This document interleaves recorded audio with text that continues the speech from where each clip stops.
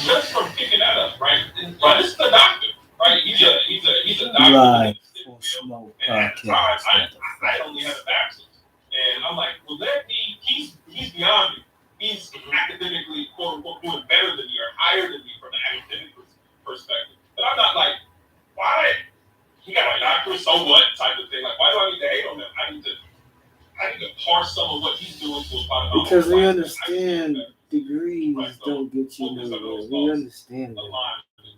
And not only that, let me say this: if there's anybody that has put certain degrees can approach you and these just guys forward and brought out talking points from the issues that black men have, nobody has done it better than Kevin Samuels. Because he was the guy that could portray or explain. Nigga, nobody don't want to be a buck dancing goon. Where they would understand. Which is why he went viral.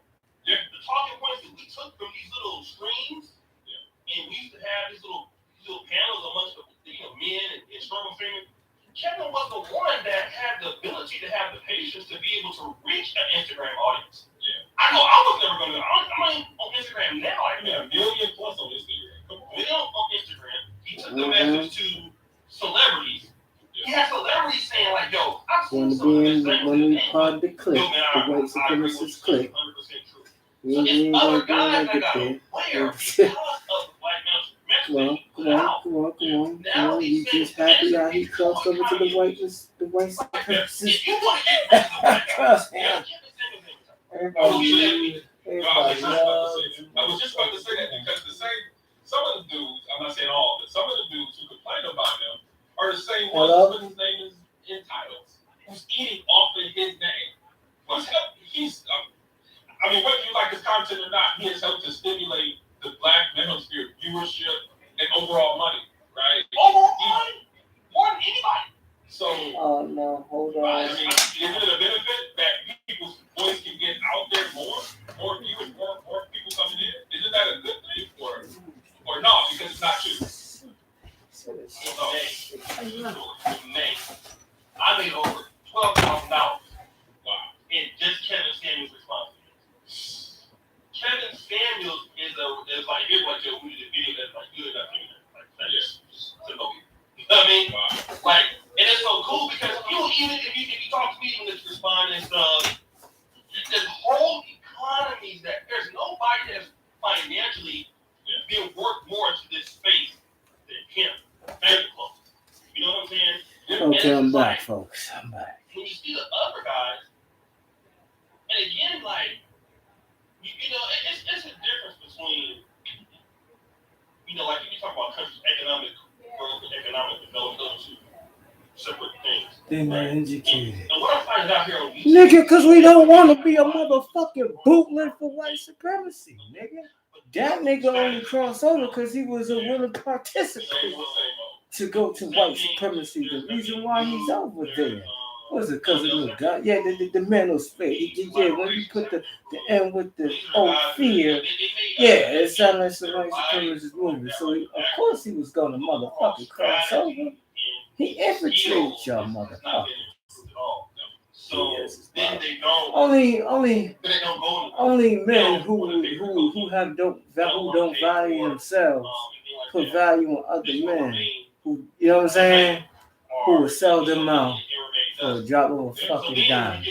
I would never do that. I ain't placing my value on another person who could just sell me out down the motherfucking road, and then you giving him big props because he crossed over to the celebrity side. Okay, nigga, you a white supremacist, man. You. Black men have a lot of low standards, and they're not used to getting nice shit.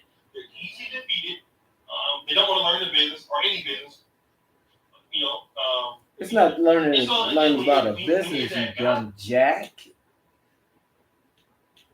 You live in a system called white supremacy. And you will honestly think, so you think a Malcolm X will have the same following as Kevin Samuels if Malcolm X was talking the same thing as if Kevin Samuels, you think Kevin Samuels had the same following if he was talking like Malcolm X? Hell no. Hell no. Hell no. Hell no. Only reason why he over there because he crossed over to the white supremacist line, nigga. Come on, man. Can we just be honest here? The fuck, man. Nigga, you want to get in with white supremacists? You want to get in with white supremacists? Nigga. Tell them the motherfucking truth. These bozos here. Why is so much hatred for successful black men? If you ain't advocating black empowerment for your motherfucking people, and you just taking and you throwing your people under the fucking bus, and you only getting millions because you throwing your people under the fucking bus, why not anybody should motherfucking hate your dumb ass? I'm sick of tired of these motherfucking simpletons with these simple ass motherfucking questions. And you be like this, you want to aspire to be a fucking bootleg or something? You motherfucker. Anybody can make money, but don't be fake, a fake motherfucker about it, man. So I never liked that shit. Motherfucker would change their tune for a white man at a job and shit. Nigga, be yourself, motherfucker. Where's your integrity at? A man with no integrity will lose a lot of money. The fuck? Man. And plus, you showing the same niggas that threw us under the bus and you praising them motherfuckers like some motherfuckers. You know what I'm saying? Oh, they did something. What the bootleg? They ain't do nothing for the black community. What the fuck they did for the black community? Nigga, this shit about to be, we about to be on negative one motherfucker percent in resources. What the fuck are you talking about? Man, you gotta watch these living niggas out here, man. Oh shit. You gotta watch these niggas out here, man. That's why I'm like this, man. You gotta watch these old niggas, man. Cause some niggas turn like 40. Nigga, the game is a rap. Them niggas be a rap. So a nigga turn 40, his head be up. It be ass backwards and shit. I don't want to do no shit like that. Everybody, soon it's like, damn, some niggas turn 40, you niggas cooling? Like, it's like 40 is the magical age of cooling. Like, nigga, I don't want to turn 40, nigga. Shit, I done seen everybody in their 40s is just cooling and buffooning. Like, yo, I don't want to do that. I don't want to be like that. And you shouldn't. And nobody shouldn't, man. Like, why the successful hatred, the hatred for successful black man? Nigga, if you ain't doing the rounds, no black empowerment around your people, everybody got, you know what I'm saying? What the fuck? Even the street dudes back in the 60s, you understand, nigga, put the money back in the streets. These niggas out here, these niggas asking some simple motherfucking questions. Oh, why Malcolm X didn't get the money? Why would Malcolm X turn? He didn't want to bootleg for money. You gotta tell them fake back activist niggas. And then you got the black sphere. All they see is white supremacy. My motherfucking book. Ain't nothing about that. Ain't nothing black about that atmosphere over there. The black battlesphere. Now you mean aka white supremacy movement. Nah, man. Come on, man. You niggas be asking some dumb ass questions. And you see when why we jet lagging and this shit. Like, successful black man, boy, you come out with the niggas. You the first picture you see is the motherfuckers that sold us out. Are you sure this is safe? No. Hey, come on, man. Like, nigga, the reason why Don Johnson is advocating for reparations now, because he now realized what the fuck he done did. He sold us the fuck out. He sold BET and sold us the fuck out. It was some real shit on BET back in the day. Yeah, some buffoonery, coonery started showing up and all that other bullshit. And I said, no. Haven't watched BET in years. Haven't watched Sister Motherfucking Summit show. Nigga, that's like in the 90s, nigga. Yeah. You could tell. You will understood my motherfucking mind frame. But a lot of you, yeah, a lot of black Americans did some shit. The ones who didn't cool, yeah. But the ones who cool it down, nigga, I ain't praising them motherfuckers. And you on the side of the motherfucking Joe Biden claim, I'm definitely ain't fucking with you. Shit. These are the motherfucking fake ass black Republicans.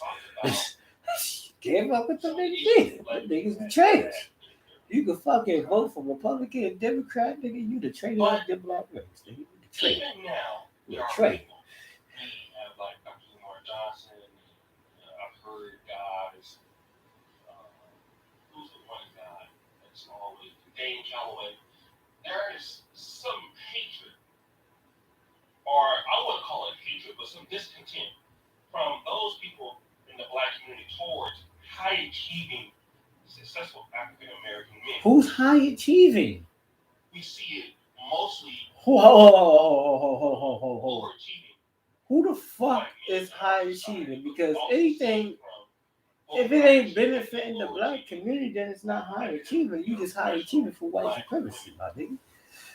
Come on, man. And there's some sense that for those black men who have accomplished something that they owe the black community. You do. Wes Watkins once said that about Michael Jordan, that Michael Jordan should be giving away his shoes, and Michael Jordan should be giving away this and that for poor kids because they're killing each other in the street over Jordans. And this is what I don't fucking describe to the black manosphere. It's like all them niggas is coons and white ring or white supremacists, my nigga. It's just, I'm cool, nigga. I'm good, nigga. I don't want to join your little He-Man woman hater club. To myself, oh, I pay that shit dead, nigga. Shit dead. Hold on, we ain't going nowhere. Go nowhere for this one, because a lot of motherfuckers are showing their true colors out this motherfucker. But I'm gonna say it because it has to be said. High achieving people who have worked for what they have, in spite of their own personal circumstances, especially in Black America, don't owe anybody shit. Okay? I'm going to tell you why that is. You create a culture of people who consistently want things from you, or consistently want to do things for you, and they don't want to do those things themselves. That's the culture that it creates. So what happens is, here we go. when you start doing things for people, usually, Here we go. I'm telling you, a lot of turncoats and a lot. I thank you. I thank you. You give me the fuel. Thank you. Thank you. A lot of motherfucking turncoats. This is the year we're gonna see who's really pro-black or who the fuck not. I'm sick and tired of y'all niggas bullshit. I'm sick and tired of the niggas bullshit out here. They want you to do it for you. They don't want to contribute. They just want to take. I'm sick and tired of the bullshit. Contribute. Shit, nigga, we the ones, nigga, we in the streets, in the fight of the white supremacists. All you with these motherfucking jobs kissing their ass, my nigga. Give a fuck about your job, nigga. The fuck? Sometimes you just gotta a lot of motherfuckers gotta be easy with this. Oh, high achiever. How you high achieving if your enemy can take away from you? Is you really a high achiever or you just high achieving and a dumbass? Because you don't want to put in the work like other people are putting in the work, yet they're supposed to come in and give you everything. The answer is no. We're not asking for a head job, nigga. We're saying, what do you contribute to even build a black empowerment, my nigga? Man, y'all niggas on this motherfucking Kevin Samuels dick, man. Y'all niggas on that nigga dick, man. If that motherfucker was talking like Malcolm X, he would not get no airplay. And that's facts. The reason why he ain't getting airplay because he sounds like Rush Limbaugh and the whole white supremacists and the cool motherfucking Thomas Sowell. I already know, nigga. I already know, my nigga. Come on, man. You can't motherfucking, man. You motherfuckers out here, man. You motherfuckers out here, man. And you have some idiot. And I'm talking about this platform who emails you, oh, let me come onto your platform for free that you built up. Or can you mention out my video? The answer is no. So, and that's why we ain't getting involved. If it's not equal take and black empowerment, my nigga, then you just trying to motherfucking buck them and cross over to get to white folks. And then you have women that feel it's motherfucking 1 + 1 = 2, right? So if it's not a give and take in black empowerment, what is the reason that they should do it? Okay, that's the thing about it. Because most motherfuckers ain't gonna get in. It's that one nigga at a time syndrome. And a lot of you motherfucking black manosphere niggas on that same cool man motherfucking mentality, just like the motherfucking and the motherfucking celebrity themselves. The one nigga at a time chick. The one nigga at a time chick. So if we had a whole bunch of motherfucking Malcolm X's just bum rush that shit in from you niggas, it would have been a problem. You know why it would have been a motherfucking problem? Oh my God! Oh my God! Oh my God! Oh my God! Oh my God! No. There's no. So nigga, get the fuck out of my community because you're not a part of the Black V1. So you just said you will not hire your own people. So you do not give a fuck about black empowerment, my nigga. So we need you to stop making videos and videos and videos and just for faking it till you motherfucking make it. I'm sick and tired of you motherfuckers. You niggas is getting called the fuck out, man. The fake it till you make it crowd. Fuck you. Shit, nigga. Sick and tired of fake it till you make it, nigga. And that's who they already making it. That's what they just show they slide their hand and shit and throw black folks out of the mouth. An agricultural farmer with a master PhD. So okay, I'll go to North Carolina A&T or Alabama A&M or Florida A&M. But if you ain't trying to create the stability to make your people to gain opportunity, just like some of your people will give you opportunity, then you're not really contributing to black empowerment. All you doing is telling celebrity gossip and you trying to cross over to the other side. That's why you niggas is on that dude's Kevin shit all the time. Come on, man. Come on, man.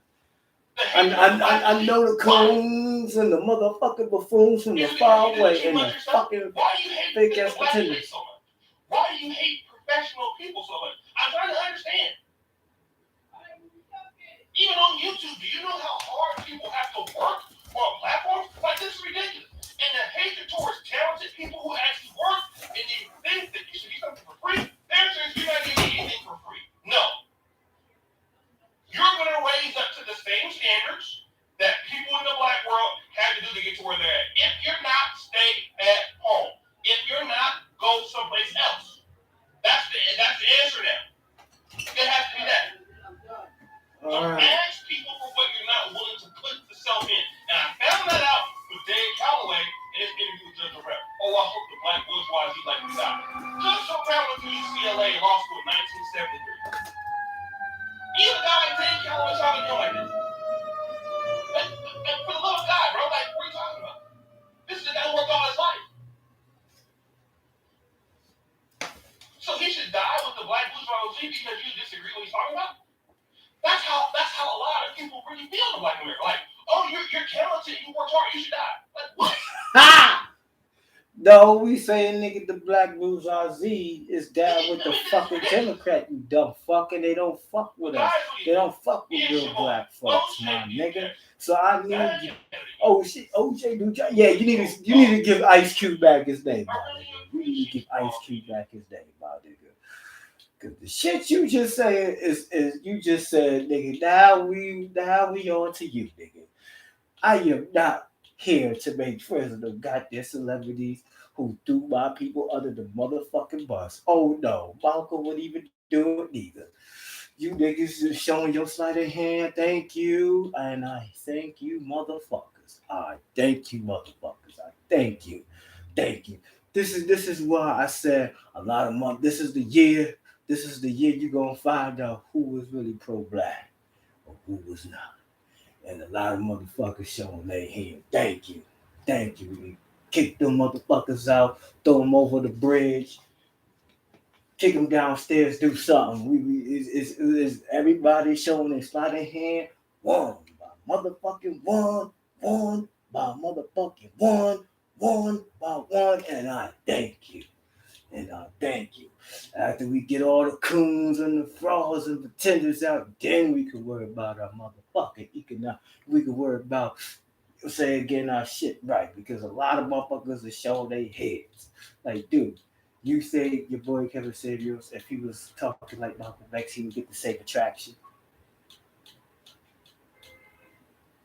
The reason why he got that attraction is easy to be a coon, but it's hard to be a real black stand-up brother who just don't give a fuck and just tell it how it is. It's hard to be an honest motherfucker. We know. We know stripping their pawns of their wealth. Oh, shout out to Jason Black, because he is right. They stripping you, a lot of you rap niggas off of your wealth, nigga. Tell you it doesn't pay to go against the fucking grain. When you go against black empowerment, everything should happen to you as just justice. Anything happens is justice. Because you threw black folks under the bus. I don't give a fuck about a degree, but make sure you put other black folks on. Like, if I got this degree, I'm gonna show you how to make it. I'm gonna show you how to do it. Boom, boom, boom, boom, boom. But you black manosphere niggas come in disguise. Oh, you okay for? To the benefit black man? Nah. Low key, you actually dissing us because you think your little funky ass degree holds you some weight. Fuck your degree. I'll burn that shit to the crisp. Oh, damn. I don't really give a fuck. Thank you. So y'all niggas saying y'all damn. Thank you. It's a new day. With that commercial film. It's a new day. It's a new day. Hell yes. Yeah, they stripping you niggas for your wealth. Who can say who's next? Somebody next. A rapper is next to get me too. Watch. It's gonna be an awkward motherfucker moment. You motherfuckers love playing with white supremacy, boy. They gonna be like this. Oh my god.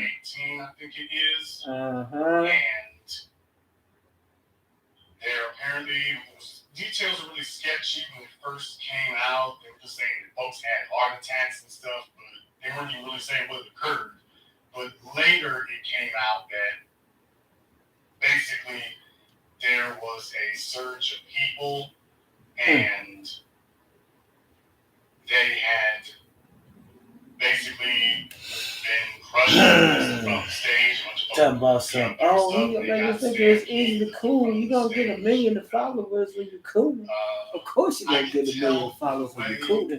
But Kevin Samuel spit the same thing Malcolm X spitting.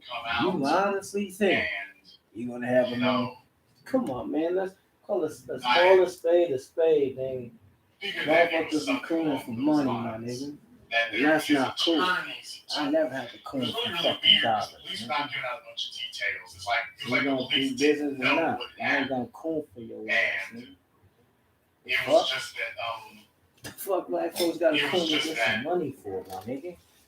That just sounds weird to me. Like I ain't have to switch no voice. I ain't have to try to act white. I ain't trying to do none of that bullshit. I just been me, motherfucker. Hey, I ain't trying to. Shouldn't say, don't tell anybody anything. Just refer them to me. The attorney must have said that from the manner in which this was handled and the way in which it went down, from what I've seen so far, that apparently is what occurred. Black folks, black artists be like this. Man, I want to cross over. I'm like this. I don't think you should do the Allen Iverson just yet. I don't think.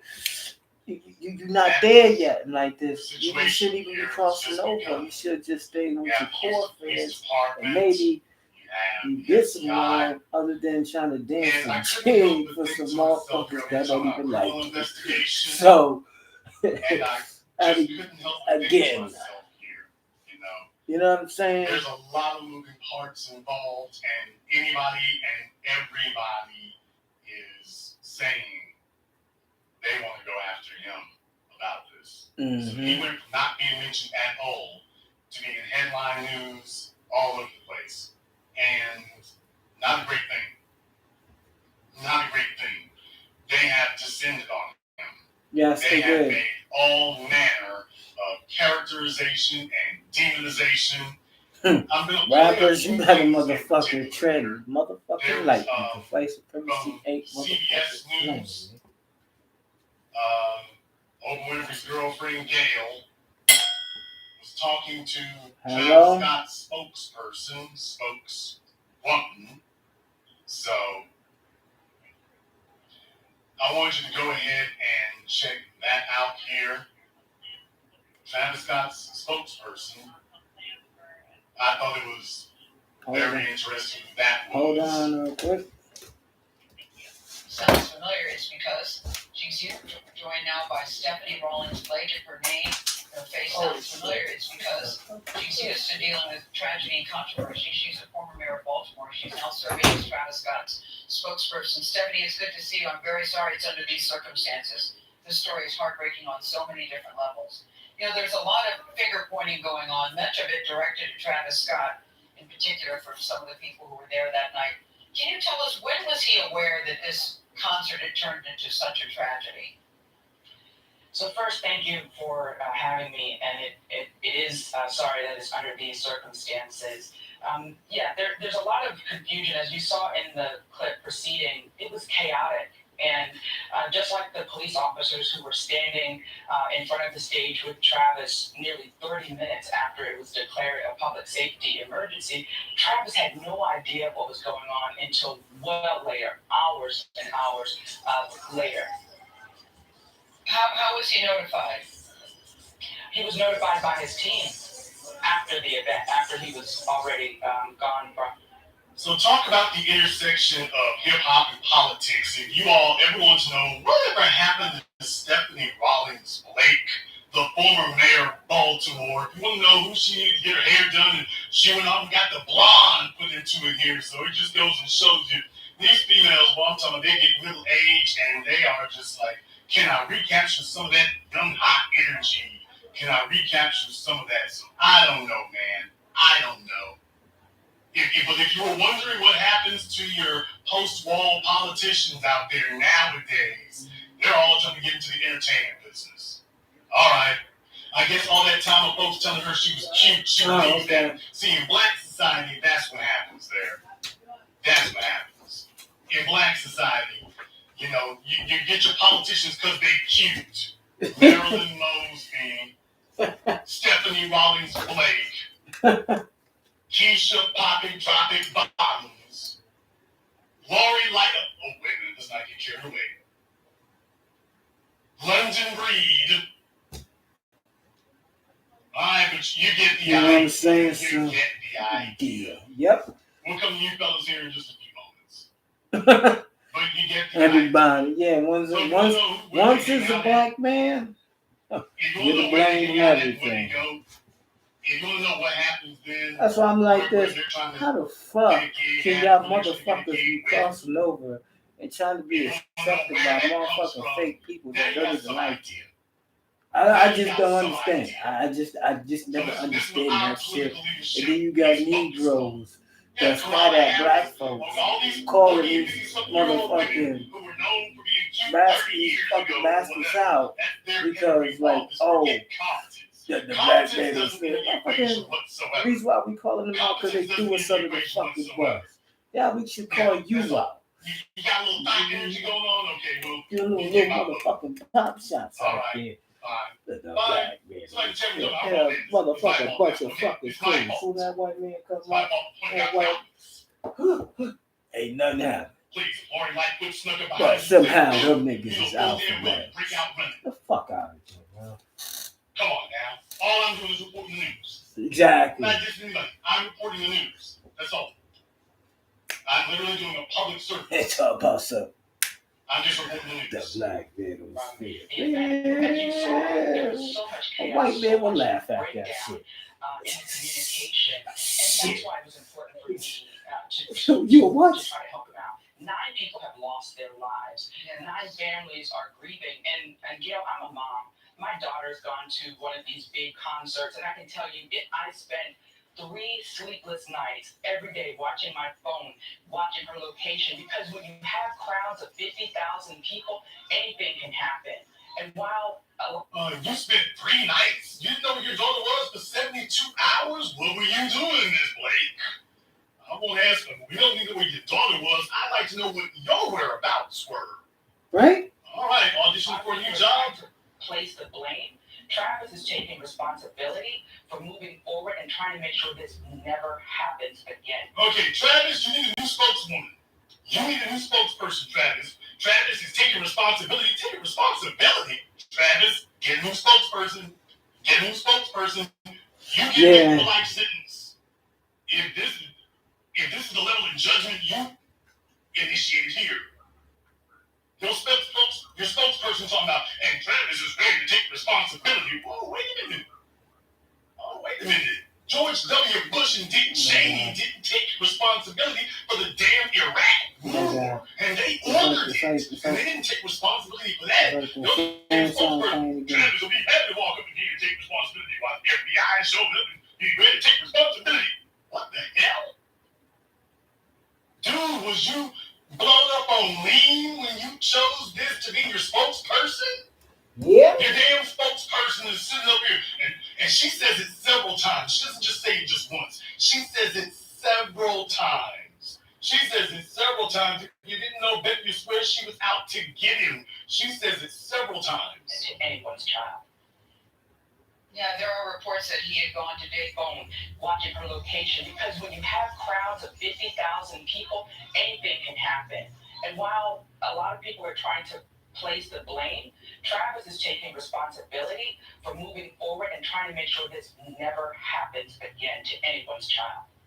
Yeah, there are reports that he had gone to Dave and Buster's and was partying. I think it's important to point out that when he was at Dave and Buster's, he couldn't possibly have known that this had devolved into the way it had become. Oh, Gail jumped right on that. You talking about taking responsibility. Oh, Gail, and by the way, he was at Dave and Buster's. I guess he couldn't have possibly known. All right. Gail jumped right on that with something you didn't even solicit. What? No, absolutely not. He was there trying to regroup with his team. They were trying to figure out what was going on. It was hours and hours after the concert when they actually found out how the tragedy unfolded. And he has not stopped grieving for these families. He knows that he is who he is because of his fans. His love for his fans is so deep. I was struck when I was speaking to him how deeply he was. I don't want no woman speaking for me, man. Honest, Stephanie, you don't even sound sincere, baby. You don't even sound sincere. If Kamala Harris knows how to sound more sincere than Stephanie Rollins Blake. Stephanie Rollins Blake would cut a nigga with a butter knife, step over his body. I mean, that's how cold she is. You don't even sound sincere, Stephanie. This isn't even funny. Hurting because of what happened to the people he loves and in the city that he loves. Yeah, I heard you say that he's taken responsibility. Oh, What do you mean by that? He wants to make sure this doesn't happen again. Oh, Gail, old stale Gail jumped right on top of that, didn't she? And then people ask why he always getting on right on these top of that. She served right back around. I heard you say he taking responsibility. Them niggas done feel so much worse, and now I'm looking at the black man and feel like, yeah, I'm watching you. She doesn't know how to play it off. So I'm close, motherfucking watch. Because the damn spokeswoman set up here and said the wrong phrase. You gonna say, oh, we always disrespect the successful motherfuckers that's on TV that throw us on the fucking bus. Then if you gonna stick up something you wanna cross over to, we will see you. We cross you over there. All you gotta do is say the word, big bird. Shit. because of what happened to the people he Like, loves don't come and back the over city here no that he more. loves. Like, nah, we I got heard this you say over that he's here, taking no man. responsibility. You What do you wanna mean by that? He wants you to wanna make look sure this you wanna doesn't happen look the again. What part. do you mean? Don't When look I the say part. responsibility, someone has to say They're gonna have you where looking are the the part. breakdowns? Where was the communication breakdown? Where was the Shit. public safety breakdown? Fuck And this y'all notion here. that Travis had the Yeah. ability to stop the concert. That's why I is says I only for listen to example, 3 59 dudes, man. I take out only listen to page like 3 or operations 4 plan, dudes. and it clearly says I can listen to only some two people other, that are and then having the everybody authority to else stop the is concert just were the executive Kenneth producer Paul. and the concert producer. He was not responsible I'm for good, this, but he man. wants to be responsible There for the we solution. And I'm here I to saw make it just sure like that we 3 can or connect 4. the dots Like and maybe to make sure that this like I tried tragedy, to that there's get a in at lesson. 5. He's not responsible for this, but he wants to take responsibility. Man, look here. If you want to know why Baltimore is in the damn shape it's in today, if you want to know why Baltimore is in the shape it's in today, just go take a look at all these sloppy broads who done came through City Hall on their way to Magic City to put in their applications. And it's real easy to figure out how you ended up here, man. It's real easy. If you dodged the jailhouse, it'd be a miracle with help like this. The damn people you hired, the folk you got speaking up for you now are sitting here and keep saying all the wrong damn things, unprompted, unsolicited. I mean, talk about your unforced errors. Mm-hmm. Right out the gate. She keeps talking about responsibility. He wants to take responsibility. Responsibility. Okay, bro, you might as well get this manslaughter defense ready now. You might as well get he's facing like 50 lawsuits now. Literally 50. And after what she just said, it'll probably be 150 by the time they get done. So they're ready to pounce. They're ready to pounce. Travis Scott gonna be turned to motherfucking Travis. Hi, I'm Travis. Welcome to Good Burger, home of the Good Burger. Can I take your order? Ha! Shit! The white supremacy making you the face of this shit, baby. Woo! You want to all that come? fame and notoriety they gave to you, and they understood you are too disorganized and too incompetent to be able to secure it and hold on to it. That's what they understood. That's what they understood. That But just you makes thought things could get any worse for you here? Oh man, yeah, it can get worse.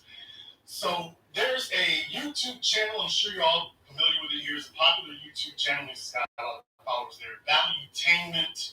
And they weighed in on this. And I found this to be very interesting because it's a large YouTube channel, and while the video has not gone viral, I just found it to be very interesting what they're saying out there in the dominant society. I found that to be very interesting as well. And I want you to hear some of the things that they were saying. Now, this isn't the host, David Bett. This is a couple of his co-hosts. And the fellow there with his hands in the air, he was the one who was talking. And I want you to hear what he had to say. Because if you want to know how they're going to play this and how they're going to characterize this, if you want to know where this is going, oh yeah, this will give you a really good idea. We filmed that June, July? Yeah. Okay. So here's what you need to know about Travis Scott. And for the record, he's probably one of my favorite rappers out there. And the reason why this happened at an event like this and a performer like this is that he relishes getting the crowd hype, or as he's literally coined, lit. Like, he's probably the one that has made It's Lit famous more than everybody. Now everybody talks about It's Lit. That was Travis Scott. So the point is this: he has music. Damn, white folks are just. The way that he does his Did show, he just say he's the only one that say lit? Hype. Black folks Like just saying no lit. other. So basically, Never mind. I would like to take a moment here to make an observation. Our dear elder, Willie Fuller, said, white supremacy always takes both sides of an argument. Right. And while I am not suggesting that David Bett's co-hosts are white supremacists per se, I things that in this society, fuck it, they are. I want you to understand the manner in which it operates. So out of one side of his mouth, he's talking about how Travis is one of his favorite rappers and talking about how great it is. He's talking about how Travis has elevated the term lit and has become rich and famous off of it. Talking about how it's an accolade, a positive, and then turns right around and turns it into a negative. Mm-hmm. Now, I want you to understand that. That's why this is really, very Lee Atwaterian, if I can use that, or Karl Rovian. You want to talk about your political operatives. Lee Atwater and Karl Rove. And Karl Rove was a real maverick in that regard. He was really a revolutionary in that regard. And when it came to politics, usually in politics, what you try to do is you attack your opponent on his negatives. You find something that people don't like about them, and then you try to exacerbate it, make it worse in the minds of voters. Mm-hmm. Karl Rove took a different tactic. His tact was figure out what your opponent's positives are, and then turn those into a negative. Mm-hmm. That's what he wanted. Figure out what their positives are, and then turn them into a negative. So that way, the thing that they're going to try to help boost themselves on, the more they do it, the worse it will get for them. Now, it can be difficult to thread that needle, right? But turn your opponent's positives into a negative. And this is what they're doing to Travis Scott now. They are literally sitting here articulating that which people like about him, his positives are now a negative, a gross negative. And he's going to keep going here. I want you to recognize how this is done, because you see, you don't see them do this kind of thing. I was remember was a Jonas Brothers concert once, I believe. There was a situation similar to this happened. I don't remember if there were fatalities or not, but I want to say it was a Jonas Brothers concert that this happened. They were young kids too. Like I say, sometimes these kind of things occur. But when it happens with white folk, they don't sit up here and hang their career around and say, oh, this is just what they do. And this is what happens when you go around and this is what they do. And y'all been hearing about mosh pits, heavy metal, there's been fatalities for years and years on those things. But all of a sudden, you would think the first time it's ever happened was Travis Scott. And Travis Scott's concert was far from the worst. Far from the worst. I mean, you can talk about the Who or whoever, but he was far from the worst. Mm-hmm. Remember Marilyn Manson, his concerts and shit? Like, okay, motherfuckers used to get shot at them shits. Destroyed their image. Destroyed that makes it valuable. All that shit. But you managed. You know what I'm saying? That was. Let's go ahead and strip your career from you now. You made a deal with the devil. He's from Houston. You made a deal with he's you probably with that the one shit. that has made Don't get that shit. famous more than everybody. Now everybody talks about Nice it's things lit. you It's gonna lit. make That was them Travis Scott. motherfuckers eat So the that point is this: he has shit. If you music got signed up and with them songs, and bastards, the way that he does his show, you should have known. gets the people Coonan don't come hype and retire like with Chris. Shout no out other. to So Professor basically what Black happened Truth. was, he's He from coined Houston. that phrase. This was his event. It's not like it was just a random pop in. Coonan don't. Like Drake popped in. It's not a retirement plan, They had a baby. song together So, called Sicko Mode. my brother Travis Scott. Yeah, after you right now. They about to take all your money. You gonna be like, it's cool, man. That's $20, man. And shit can't call me, man. That's why they about to have you. You better, your credit better be motherfucking dumbed up nice, nigga. Because it's gonna be back to the ghetto. They gonna say, back to the ghetto. You go. I know how to move. That's why I'm like this. There ain't nothing coming good. I'm trying to be and you hear all the extras they put. Man, have you ever seen anything like that? A Rolling Stones concert. Chillin. Kiss. What are you talking about? Marilyn Manson. Back in the day of 80s, Metallica. Facts. Motley Crue, Def Leppard, they were famous for that. Facts. We won't even get into Sepultura. What? Yes, shit. I can go walk these lines all the way down if you want me to. We won't even get into stuff like Sepultura. We won't even get into, death metal, thrash metal. We won't even get into that. Exactly. These guys are talking like, we've never seen anything like fans stampeding. Are you kidding me? What the hell? Some new niggas. I think that was literally what set off the situation with the folks with the Who, is that, they had heard them tune up for a set and folks were outside, so they started crashing the doors to get past the security and everything because they thought the concert was starting without them.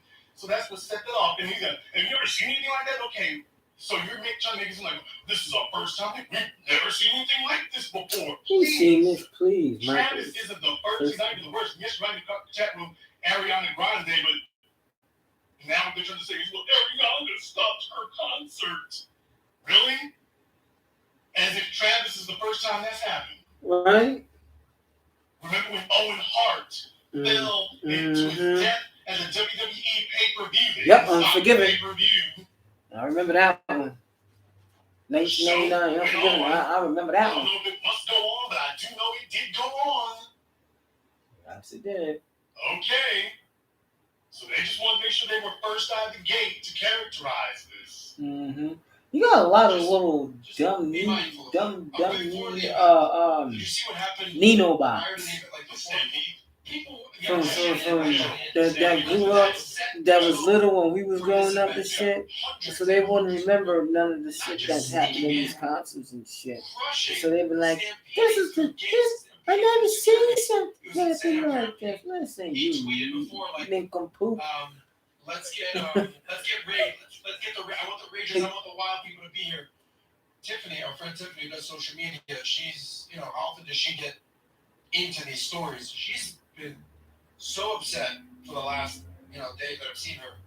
She's like, I'm so upset at this person because she's been to events like this, and it's so easy to. Okay, so we're supposed to get upset because one of his female friends, she's so upset with Travis Scott. Travis don't even know who you are. Exactly. But motherfuckers just want nobody. No, know who you is. Certain segment of the society here. To the rappers, man, you better motherfucker be trying to like you. The real point here is like, if white anybody supremacists on that wonders, ass, if you sign that deal with the devil, them niggas been on your lands. And you see how they've been taking brothers out left and right. You better What the media is trying to do now is hey, when you chose the wrong side instead of black empowerment, instead you stayed with your motherfucking people, you did it with your motherfucking people, and you chose the motherfucking crossover, that's what you get. That's what you get.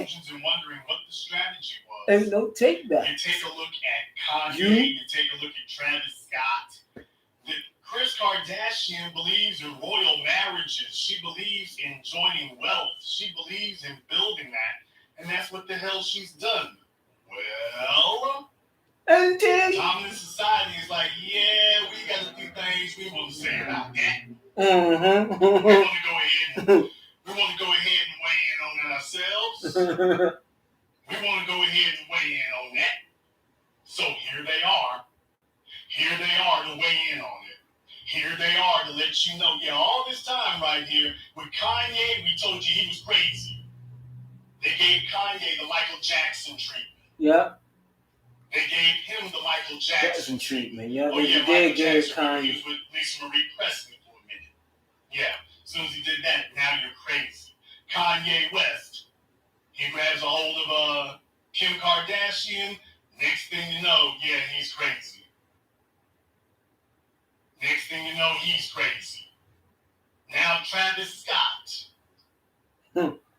They turned something that he made.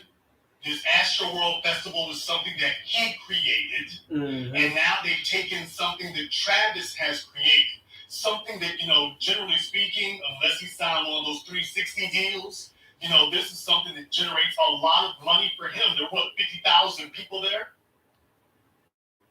There were like 50,000 people there. So this is money that Travis gets. That shit dope. This is money that, now that's black empowerment. hopefully outside of the usual regular label deals, To your the tour money, people, that's really black this is money that he gets to keep And now That's like a problem when you get your and motherfucking you all fingers. know You how your the game motherfucking is played conscience at and this shit. point, And right? you not be. You know how the game is You gotta played. be more. You see, the way the game is played now is if Travis attempts to hold a concert somewhere else, then what happened in Houston and Astro World will give any venue around the world justification now to tell Travis, oh, we don't think it would be a good idea for us to host your event. And we consider that to be a security hazard. That would be a public safety hazard. You all understand that? I want you all to understand the levels that you're up against here, what you see happening here right now. Just that quickly, they can go ahead and shut you down. They can put the switch and cut you off. Just that quickly. Just that quickly. Think about that for a few moments. If he wants to go to Wembley, if he wants to go to the Staples Center, doesn't matter what's going on. This will be a practical, effective excuse to basically blacklist him or whitelist him. This will be a valid excuse to prevent him from being on any bill anywhere. Super Bowl, forget about it. NBA Finals, no way. Right. Independent concert, out of the question. And once they get finished sooner than everything, we'll have to make 10 albums to pay that off. That's if we can get the money up for the first goddamn 10,000. After they get money, get all his money from them lawsuits going. Shit, could I get some of that lawsuit money? Shit. They about to rip his pockets off. Telling you it's not good to sign deals with white supremacy. Coons don't come in with retirement plans. That's why every time I hear a rapper say they retiring, I'm like, nigga, stop lying. These niggas, you ain't motherfucking retiring.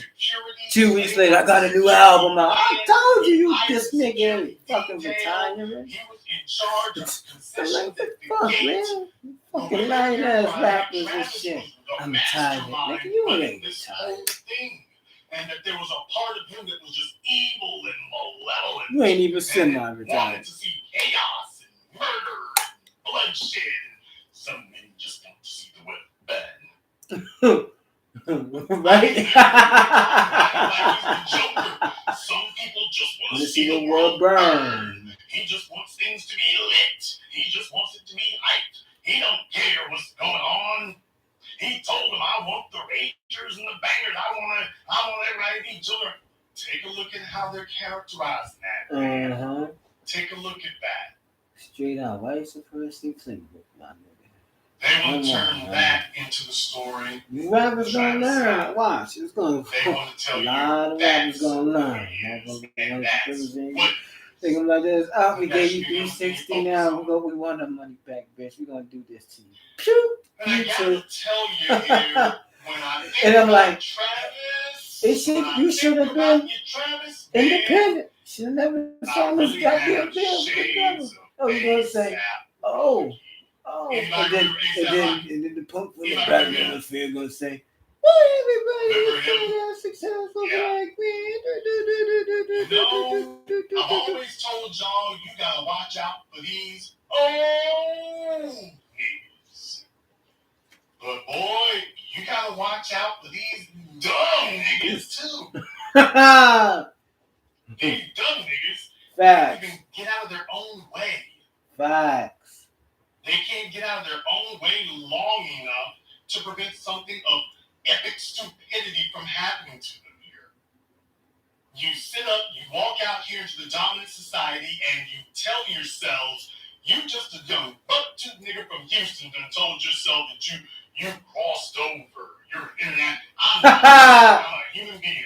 Okay, you still think that? How you feel about it now, Travis? Blacker than Because I ain't gonna see you represent very much over here, so how you feel about it now? None of the rappers actually represent black and power. They're not joking with you. In this day and age. This time, in this, no. Maybe in the early, in the 80s, FBI 90s, is involved. early 90s, You yeah. got dozens of lawsuits. 2021, shit, I outlets haven't are seen that. crawling Them all niggas over is steady this. trying to be bootlegs trying to get on MTV. Now, you know, Like, when nigga, you see I ain't got time for all that 3 shit, weeks my ago, nigga. nobody was talking about Travis Scott 3 weeks ago. Now, all of a sudden, you're talking about it everywhere. You know why? Because the companies put the word out. They put the word out like putting a hit out on them. They put out the word like putting out a hit. Okay, it's time to shut him down. It's time to shut him down. And they shut him You're down, doing baby. too much. You're getting too far. We don't have access to the money like that. It's time to shut you down. It's time to shut you down. And so they waited and they seized upon the opportunity, and there it is. So you can kill two birds with one stone. Knock off Travis on the one hand, knock off the Jenner girl on the other. Bam, got them both. You're witnessing media warfare is what you're witnessing here. And what they're showing you is that they can strip their pawns of their wealth. They can strip their pawns of their wealth. They can stop you midstream. Facts. They can stop you midstream. 1 minute you're getting ready to host a concert for 50,000 people. The next minute you're filing bankruptcy. Shout out 50 Cent. Oh, I'm sorry, I ain't supposed to remind anybody about that either, am I? A lot of these folk out here who are trading on their names and nothing else. By the way, just in case you all thought it was something different, yeah, a lot of folk out here trading on their names and nothing else. Facts. On their names and nothing else. Whole bunch of folks out here fronting one way on the internet, dragging into a court of law. I ain't trying to diss nobody, Adrian Broner. I'm just saying. And they ain't got nothing. Yeah, 1 minute you're sitting up here counting money, wearing gold chains and sunglasses, and everything's good over here. Next minute, I'm broke. you're sitting up here in front of Judge Wapner, and you're trying to pawn your Rolls But we Royce getting that and your successful Rolex. black man. But And yeah, it it ain't our fault and you do over it. It and ain't over our fault again. you It's do not deal with the accidental. devil because It's not you're accidental. not on the right side of the light side of your people. These fellas out here chasing money, hoes, and clothes, and then they're just showing you just how few of them. Because what he's making on is, well, don't worry, as long as I can hold Astro World shows, I'm okay. Man, that's not the game they're playing.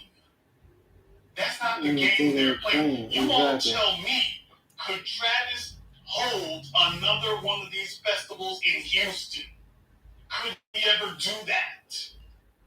You tell me, could Travis hold another one? Hell no. Go ahead to my folks in Houston. We all know Houston could be gully, but let's just keep it real right now. Can Travis hold another one? Can he do it now? Could he do it 2 or 3 years from now? Because remember, to hold one of these events, you have to be insured. That's the whole reason for running these numbers up. For some of you thick knucklehead fools out there who don't understand how this works, take it from me, somebody who has held global events. I have hosted movie premieres around the planet. That shit runs on money, In not America dunking, and nigga. overseas. And my stuff has to be insured. That shit runs on money, nigga, not I dunking, have to nigga. have insurance for these Shit things. runs on money, So not whenever you dunking, go to nigga. one of my events somewhere, Exactly. that event is insured. All your It events has gotta to be. have That's insurance. the way it works. The venue won't let me be there without having insurance for it. Right. Well, what do you think's gonna happen to Travis talking about getting insurance now? Because we all understand how this works. Insurance companies love dealing with you so long as they don't have to pay anything. Now, as long as they don't have to actually pay you anything, they don't mind it. Insurance companies love you when they don't have to pay out. But when they do have to pay out, when insurance companies do have to start covering losses, and think about the magnitude of losses they'll have to cover with him after an event like this, who's gonna want to take him after something like this? Nobody. Who's gonna want to take him? Who we gonna take Who right is? now? Who's gonna want to Nobody. like this after something like this? Shit. white supremacy You came tell and me said, the all right, company's man, going to y'all been allow doing that so to long, occur. man. Can't, And so then come you here, go ahead and bitch. take a look. Come here, I'm little wondering man. to myself here, hey, Travis, is it time for you to sign another deal somewhere? Is it time for you to sign? Is it time for your record deal to come up for renewal? And you kind of, somebody wants to go ahead and knuckle you under, man? Is that what's going on? They're going I'm nuts. They're wondering going now. Wonderland. Because something like this, you thought you were going to get out of having to sell songs or whatever. Hell, this is a hell of a method to go ahead and get you back into their thumbs again. Mm-hmm. Think about that for a few moments. Mm-hmm. Think about that for a few moments. Even if he wanted to hold another concert, who the hell's going to insure him? Nobody. And What's your name? promoters, because Oh, we can't the insure you promoters now. will be like, hey, look, it's going to be this Goodbye, this you war. got The mail. promoters are going to want you to be the old Travis Scott. You Doing the got show the way you mail. do it. But the insurance companies and the bondsmen, for those of you who understand how that works, the bondsmen for the insurance companies are going to be like, no. You can't do it the way you've been doing it. Even if we allow you to do a concert, you're going to have to do that like Milli Vanilli. You can't go out there and do it sicko mode. We ain't going to have that. So if we do insure you for a concert, you're going to have to go out there and be like, the Sugar Hill Gang. That's what you're going to have to do. But you can't go out there and Shit, the next time you see Travis Scott, it's gonna be in motherfucking in the auditorium of the high school. Out there, you're gonna have to be like Barry Manilow. Going out Barry Manilow, damn. They won't even let him be like Justin Bieber. If he does, it has to be like Adele if he goes out there. I'm not even joking. I'm not even joking. The insurance company could literally tell him how to dress, what songs he can do, and what songs he cannot do. For those of y'all who don't understand how that would work. Yep. The insurance companies would literally be able to dictate to him what he can wear, what he can do, what signals, what hand gestures he can make, what songs he can sing, and which ones he cannot, which ones he can perform, which ones he can't perform. Yes, they could literally dictate to him everything that he has to do. Otherwise, it ain't gonna happen. And you know, if he does go to a city, they're gonna require him to have 5 times as much security. In other words, the cost for him to put on the show after this are gonna be astronomically higher than they previously been. They're gonna require him to have 5 times as much security, 5 times as many police. He's going to have ambulances on standby, so he's going to have to pay for that. That's why Michael Jackson, he gonna have to motherfucking do 5 Thriller albums for that, man. He gonna need some Michael Jackson money for that. In the chat room, you talking about having put on a dress for an SNL skit. They might be, like I said, he might be getting ready to get the business.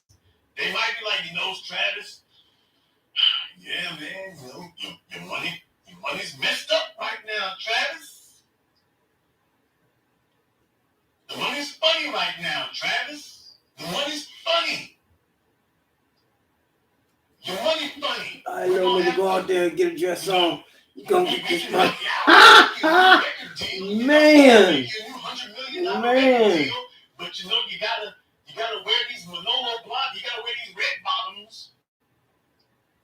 You gotta wear these red bottoms on Jimmy Kimmel. Hell no.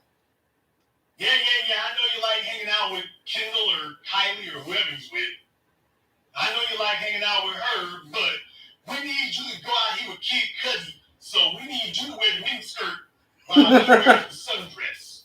Nigga, I would smack him off of the come there. You dress on, man. So we need you to hold hands with Kid Cudi. You a guy. So go ahead and put on you a rapper. These ball-main slippers. Why the fuck you gotta dress up? Heels. Yeah, I'm just feeling myself. You can stay the fuck away and from me. And this pencil skirt. You gonna get shot in your pinky toe, motherfucker? You gotta hurry up and go to have to make you have a little motherfucking dignity about your motherfucker. So you all think I'm joking, but in reality, it sounds funny, It sounds funny, but let's just be very, very clear. What other skills does Travis Scott have other than being dopey looking and talking about he lit? What else does he have to offer the world? Nothing. Can you imagine him doing your IT services? Fuck no. I can't. So think about that for just a few moments. If they sit up here and devastate his finances, this dude gonna be half a hoe out here. What you getting? I mean, he's gonna be living right? on street corners.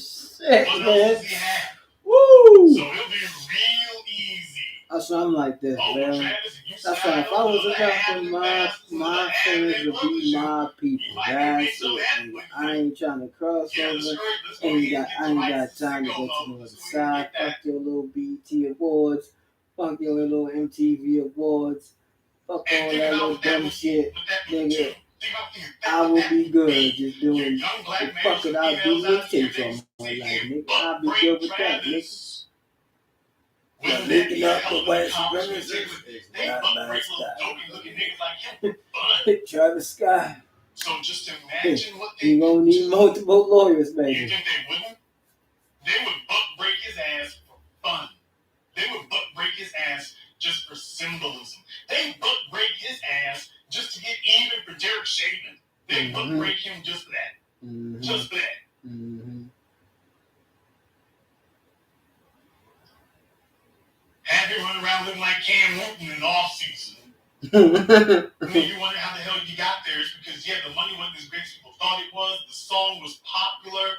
He had finally put together something that he kind of owned, so he'd be able to retain a lot of the value of it, and everything was looking good there for a minute, and then out of nowhere, boy, I'm telling you, ain't this something how this happens to black folk like that?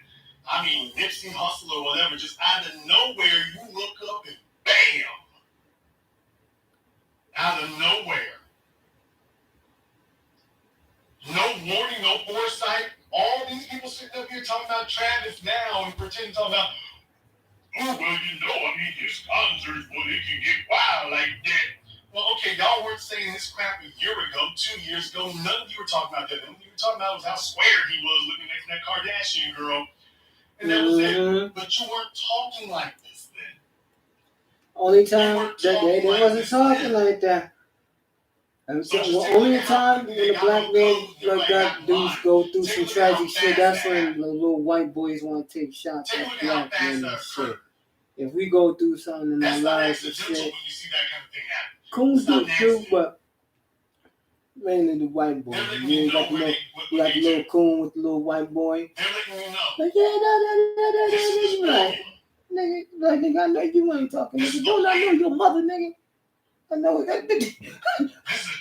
Mom, like, you talking with this little white boy?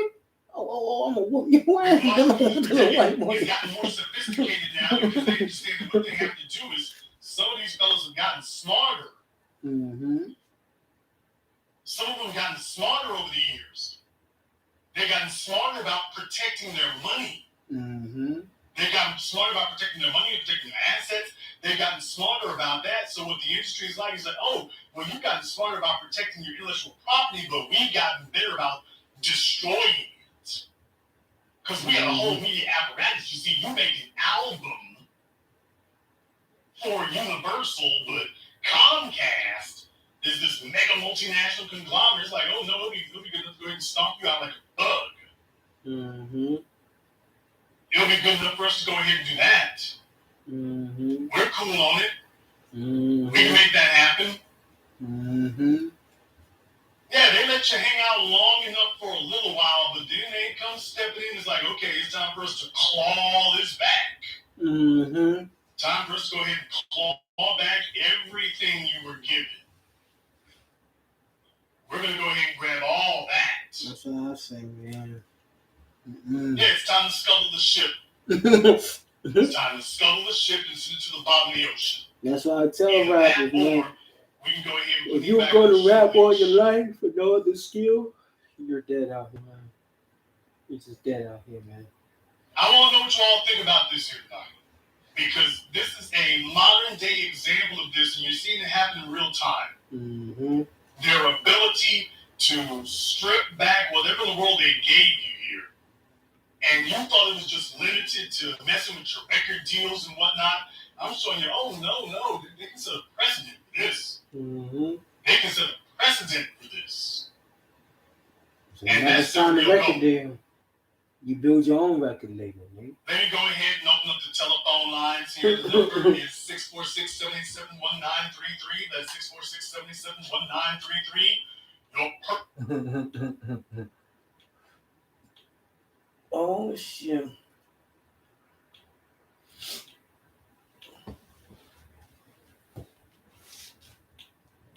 Oh, shit, man.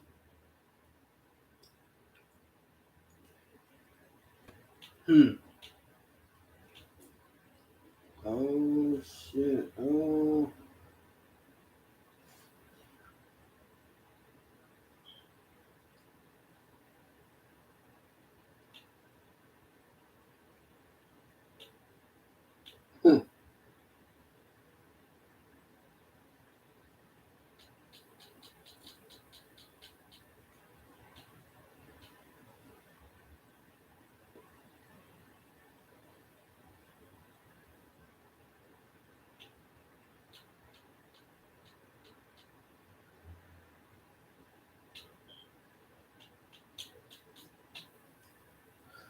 Shit is crazy, man.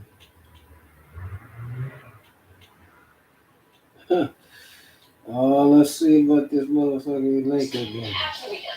Worse, because I'm not putting a whole lot of stock in them beating the San Antonio Spurs. The Spurs are a bad team. Yep. They're in rebuild mode. They don't have a whole lot to show. They're 4-9 Skip. So, but I think the Minnesota Timberwolves, because it goes to show you that they're still turning the ball over. They had another 20 turnover game. They start playing defense in the third quarter. 40-12, they got outscored, and what was a 3-4 point lead at one point going into the third quarter. All of a sudden, is a 26 point deficit starting the fourth quarter. So for me, Trouble in Paradise. Oh shit, we motherfucking Trouble in Paradise, nigga. You can Russell Westbrook.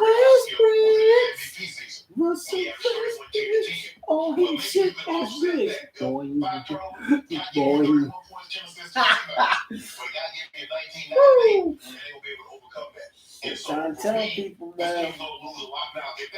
Like you betting on the wrong horse. I'm like, this ain't the Kobe Lakers. This ain't my Kobe Lakers. No. This Laker team is on some other shit. I don't know what the fuck this is. But we know what Caruso is. He's a scrappy guy, can make timely shots, defend at a high level. They got, I think Vucevic is in protocol right now, yes. But they have a big guy, 7-foot guy that can play with his back to the basket. He can shoot the three. It's been interesting to see, had he been there, what it would look like. But if they were to win this game tonight, Skip, for me, minus LeBron, this would be their most impressive. But Russ had another 7 turnover performance yesterday. The thing is, 7 turnovers, 7 assists. That's not good enough. And they stopped playing defense because this game shouldn't even been this close yesterday, Skip. I was on my way back. I had 2 iPads, and watching on the airplane, watching from my phone. And I'm like, okay, they're 14. They got this. They got another 2 point game. What the hell? 2 point game with 2 minutes to go. Yeah. Turnovers is killing them. Turnovers, and they're not playing any defense. So, you just said that if they do beat the Bulls tonight, it would be their most impressive win. But can somebody please, starting with you, explain to me how they got 12 of their first 15 games at home? This is the final one of those 12. Right. And how did you swing it that the Bulls had to play the Clippers first last night, so now you even got the Bulls on a back-to-back, albeit at stake. Well, we played back-to-back too. You make it seem like we didn't play. You got the Spurs, and you got them at 12:30 Pacific time, so you got a day and a half off. We ain't got no day and no half. Yes, you did, and the Bulls had a knockdown, drag-out battle, because I watched it. It wasn't a knockdown, drag-out. Yes, it was. They didn't beat the brakes. That was a close game with 2 minutes to go, and Zach LaVine said, I got this. Exactly. He is playing at an MVP level as we speak. Well, both of them. And they are a handful because the Clippers had won 7 in a row. And for a second, I thought they had their 8th, and then they didn't because these guys got it. And Lonzo Ball is playing some serious defense. Oh, nice. he shot made seven threes. Because he got up into Paul George last night and he was giving him the business. He was making it hard. He was all playoff Pete. Yeah. And y'all said, all right, he gonna come. Wow. That was his rookie year. Now he's like what, 3 to 4 years in? I think so, but the point is, here we go. Just that little experience, that amount of So time. I agree with you. It was shocking to me that, especially on Friday night, the game I watched. Yeah, John Morant now. that you lost Boy, John Morant now, you ain't gonna hold him down. 40-12. You had a lot of trouble. I don't even Jaguars still still trash. Wow. At home. Well, this is how you lose. I haven't watched football in When you turn years, the and ball over, they you still get trash. shots up at your rim, and you don't play defense. So you get no points on your possession, and they get everything they want on their possession. Yeah. That's how you lose 40-12. Carl Anthony Towns was 6 of 7 from the floor, 4 or 5 from 3. That was 18 points in that third quarter on Friday night. And Edwards. And they all did. But they missed these shots. But your man, Carmelo Anthony, they kind of live and die off Melo. Like, are you going to save us or not? He went 0 for 5 from the three-point line in the third quarter, and that's the ball game. Well, and plus, you know what's good about it? I think the lineup now, they had to get Kent Bazemore. Because over the last 3 games, he had given them nothing. I can see Skip, well, he wasn't defending at the level that they needed, and he was giving them no offense. So at least you got to be able to be something. You got to be able to lead at one level. Bazemore was like, man, I'm score. You fucking got to stop other done. people from scoring. Well, he can't do that, and he's giving you nothing on the offensive end. Lead Monk, come in late to go. You better defend this boy. Skip, it's gonna be hard pressed. I got this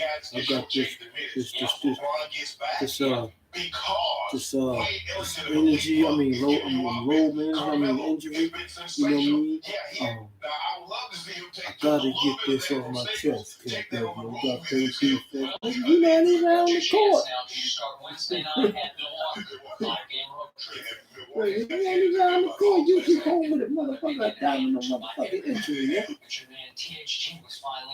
Like, you gotta stop getting on me. You better get on the main nigga that fucking your team up, man. I'm trying to help the fucking team. Motherfucker, man. You better go get that motherfucker, you better go get that motherfucker Westbrook, man. He's gonna get the shooting bricks. Here we go against the T-Wolves. I don't know. Russ? I don't know if people pay a lot of money for Russ, but out of the game. Come on. That's high school. That's high school. Come on, Russ. Yeah. That's the start of the third. Yeah. This is in the third quarter. Russell Westbrook. Are you colorblind? I'm starting to think he can't see the color of the jerseys. I don't know. Which brings us to yesterday against what's left of my Spurs. 7 more turnovers, and he's running away with the NBA. Not even close. Not even close. Here's the 7. Skip like that. Russ. Come on, Russ. Oops. That's just careless. Russell, you got this. You got this. Whoops. No, you don't get this. Russell. What? Oh, that's offensive foul. Left-handed forearm shiver. Here we go, Russ. No, those men in black. You got to see the men in black. Look at this. Okay? Did you not see him? Ross. Give up the dunk to Derek White. Come on, Russ. That's 7 more turnovers. So where are we now? He's up to 76 for the year. That is 8 clear of James Harden, who's back at 68. It's just hard to overcome that. Because here's the thing, people are like, well, but I'm telling you, when a guy turns the ball over like this, come playoff time, Skip, you know the possessions become more valuable. The last thing that you want to do is give up your possessions. You want to at least get a shot. Nigga, can I say something straight up? The Lakers is not going to the playoffs, baby. They're not going to make it to the preliminary round. Protect it. You have to keep it like it's safe. You have to hold on to it. If it takes 2 hands, hold on to it with 2 hands. And everybody's like, no, the Lakers going to the playoffs. Yeah, right. See, think about it. Okay, they won the championship. They was the first round exit. Guess what? This is the third. This is what, 3 years? Like 3 to 4, like 5. Like, he didn't want no. 18, 19. He been in the Lakers, Aquaman, 1920, okay, 20, 21, okay, 21. Oh, he been on the Lakers since 18, 19, 20, 21. Oh, it's about to be 2022. Almost 5 seasons. He been on like almost 5 seasons. He got one chip. He got one chip. A chip. He didn't get the whole championship. He got a chip of a piece of a championship. Okay. I know how this goes. He is careful with the basketball. He makes much better decisions with the ball than Russell. Yes, Russell just Alrighty. He just reckless with the football. I know how this is going, man. Because it happened to Kobe. I didn't say nothing to Kobe because it's like Kobe been a beast for so long. Like when you start playing, when you get up to 30s, you gonna tire yourself out. But my man said, yo, I'm the king. I could do this shit. Now, folks, to my sports folks, shout out to Garcia because he let us know about the LeBron injury. He might be injured and he might be really injured. But I'm always gonna say he's low managing. You know why he low managing? Because them young boys is kicking his ass, man. Them young boys is kicking his ass, man. Oh, you got man, like I said, Melo is gonna be the savior of the Lakers. Everybody like, and everybody looking like, yo. I'm like this. Listen, you got two players that play like the same way. A point guard and a small forward. I'm like, dog. I'm like, listen, I would have bitched LeBron and start Melo. So I don't have two of the same players on the same fucking court. When you got Westbrook and Aquaman on the same team, I told motherfuckers it's not gonna work. You only getting by games skilling your teeth in because of Melo. Melo. Anybody ain't seen that? If you ain't seen what Melo was doing, then I don't think how you understand how the Lakers been winning. It ain't Westbrook. Damn sure ain't AD because that nigga softer than baby cheeks. And it damn sure ain't Aquaman because Aquaman home low managing. Sorry, it was two LeBrons. You already know one is an oxygen like yeah. And one is just home like I've been retired, man. I did the 2012 finals. I was sedated in 2010. I did all this. The other one is home like, yeah, man. My dog gave me. He's on the Lakers.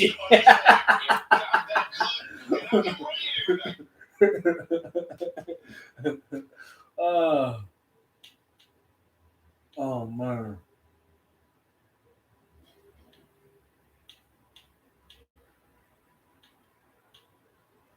Oh man. Oh man, son.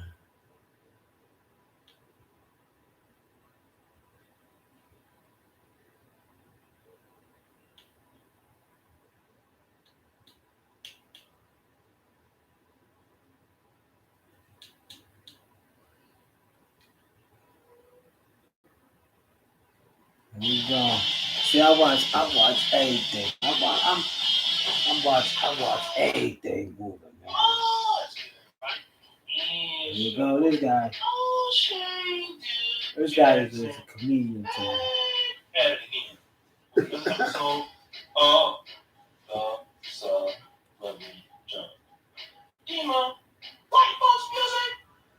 So check this out, right? Matt Barnes is actually from the city of Sacramento. I'm just a year younger than him. I was there when he was the Sacramento Blues Player of the Year in 1998.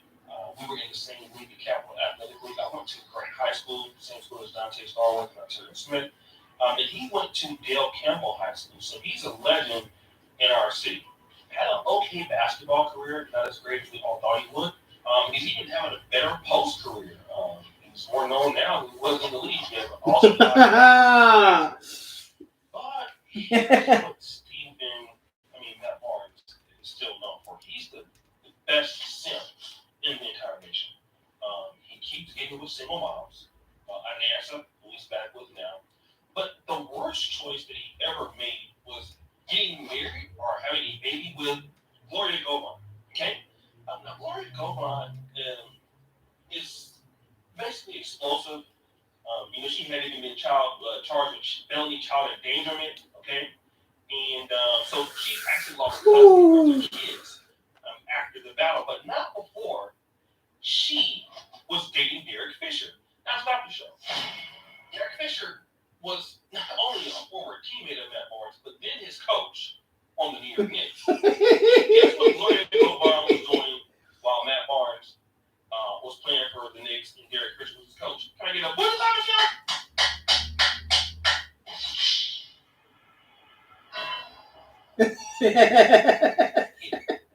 He's a comedian, man. He should just stick to gossip and stuff and leave the black empowerment stuff.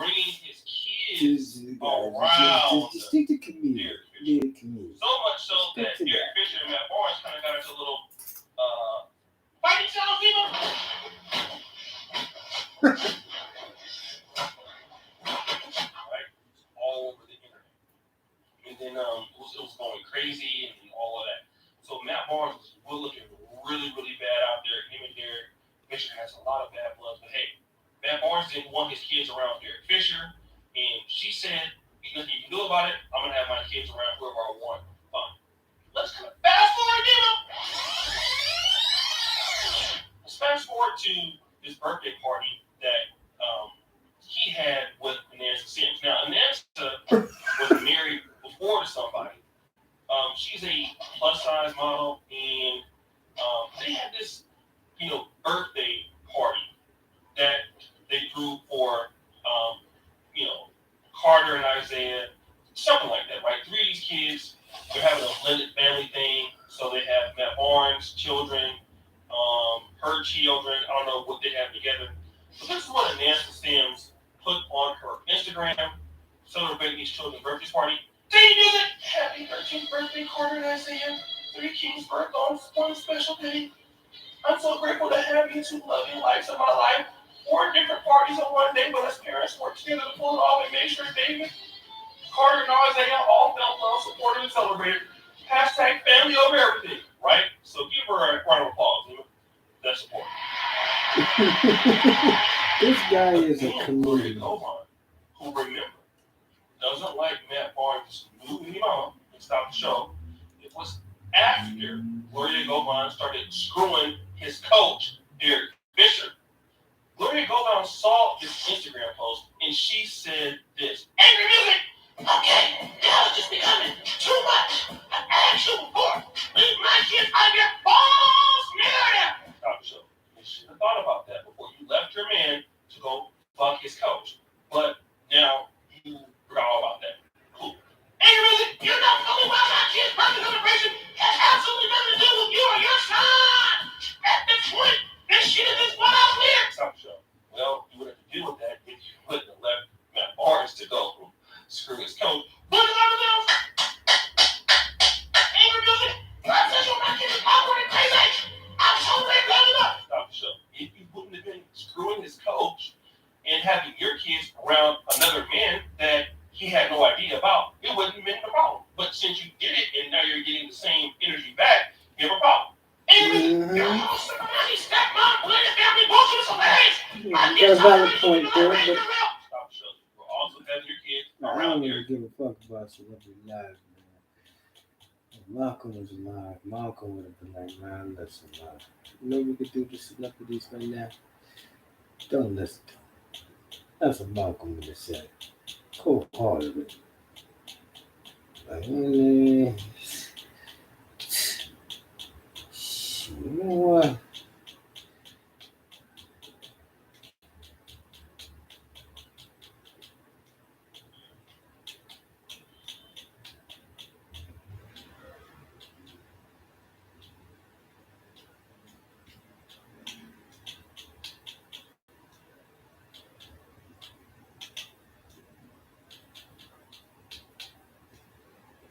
Damn right, I rather listen to some damn right. Motherfuckers, see young motherfuckers is you know what?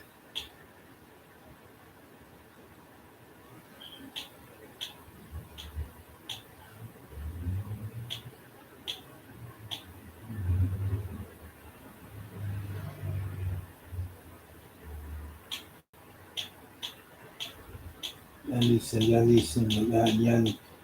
I love my people need some milk. They like, children. I'm saying, hold up. I got one for you.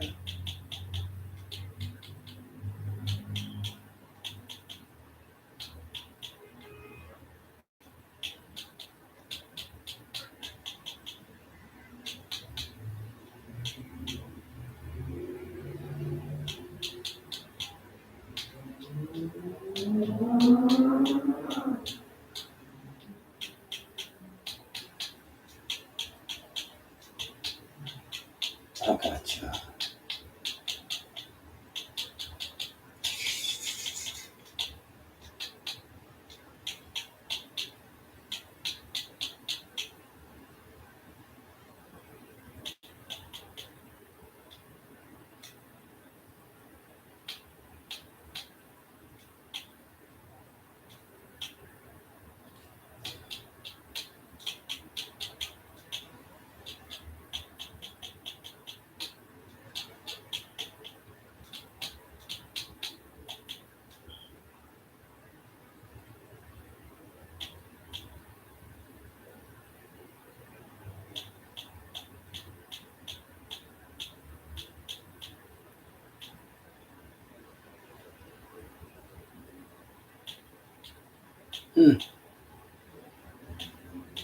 Let's see.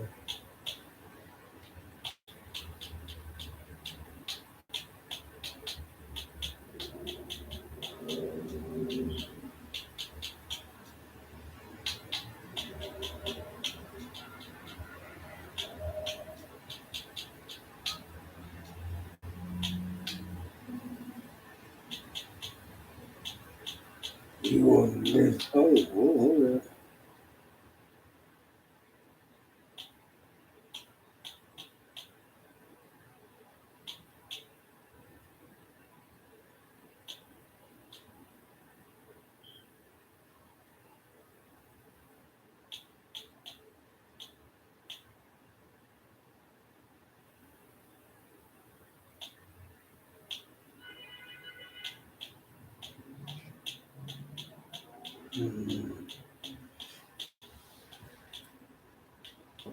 Oh shit, now, man. Oh shit, they done took that shit off.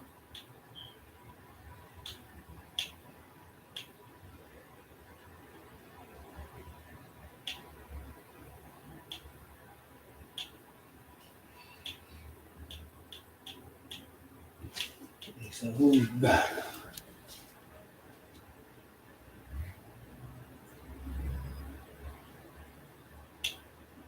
You got these little white motherfuckers trying to do reaction videos about Malcolm X.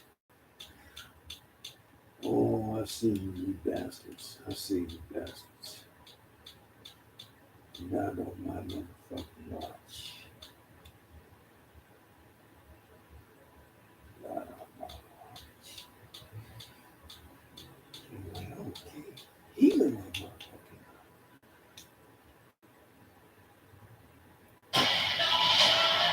He look like motherfucking. Head on. These little white punks doing reaction videos just to say some bullshit.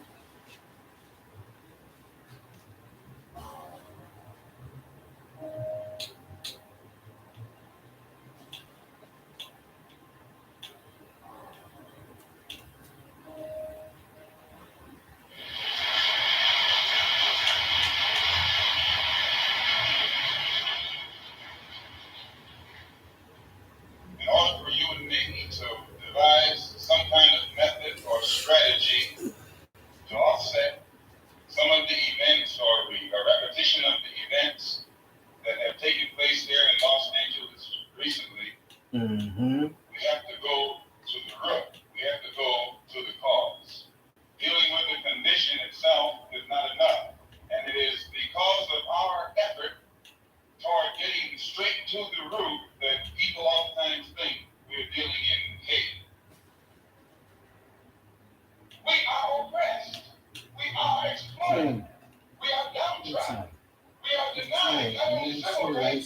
human rights. And he still denies human rights. And he's still getting exploited. Nothing ever changed. It's still the same shit. Now they got. You talk to me, hate the color skin. So you bleach. Get like the white man. Touch you hate your shape your nose. Shape your hips. You touch you hate your own self. From the top of your head, the soles of your feet. You touch you hate your own kind. You touch you hate your race that you belong to. I see you don't go to your own nature. Oh, you to Muhammad, the teaching. You have school, so for you, they gave you.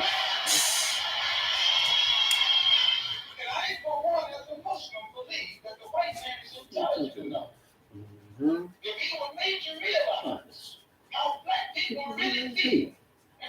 Could be wrong. There's no lines in street talk. Street talk in here. How you feel? No. Really? Here's what's up. Mm-hmm.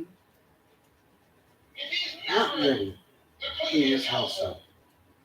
You have a house. You're fine. And burn it down.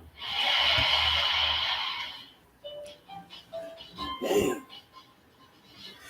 And I wish you motherfucking Asians start fucking piggybacking on our black history like you done did something for us. You ain't did shit for us. I'm sick and tired of Asian motherfuckers doing that shit too, man. I'm really tired. I'm really tired of that shit. Cause all you did is steal from the black community. Never gave back to the black community. Oh yeah. Mama was like, damn, he got us. He got us. He got us. Whoa. Huh. We know that. Yeah, we know he admitted that. And people didn't even catch it. Until people understand, you gotta do the research on your own. When you do the research, you're gonna be like, oh, so you saying that. But I'm saying that if the government killed Malcolm X, it would have been a lawsuit just like they killed Martin Luther King, wasn't it? It was a lawsuit in 1999. Yeah, that's why people like this. You don't believe the FBI killed Malcolm? No, I really don't. I really don't believe FBI. FBI, see, motherfuckers understand the government. When you in the military, it's a different type of shot they do than niggas in the hood. Okay, military is a different type of shot. They shoot different. They more accurate. Malcolm's case was close up. Now, if they would have been far, they wouldn't have been all the bullets wouldn't have been that accurate. You know what I'm saying? You wouldn't look at a Marine and look at a street dude how a street dude shoots and look how the Marine shoots. And you gonna say, yeah, those two different. Yeah, think about it. Think about it. Think about it. And people didn't, and then people like this, man, listen. I told you I only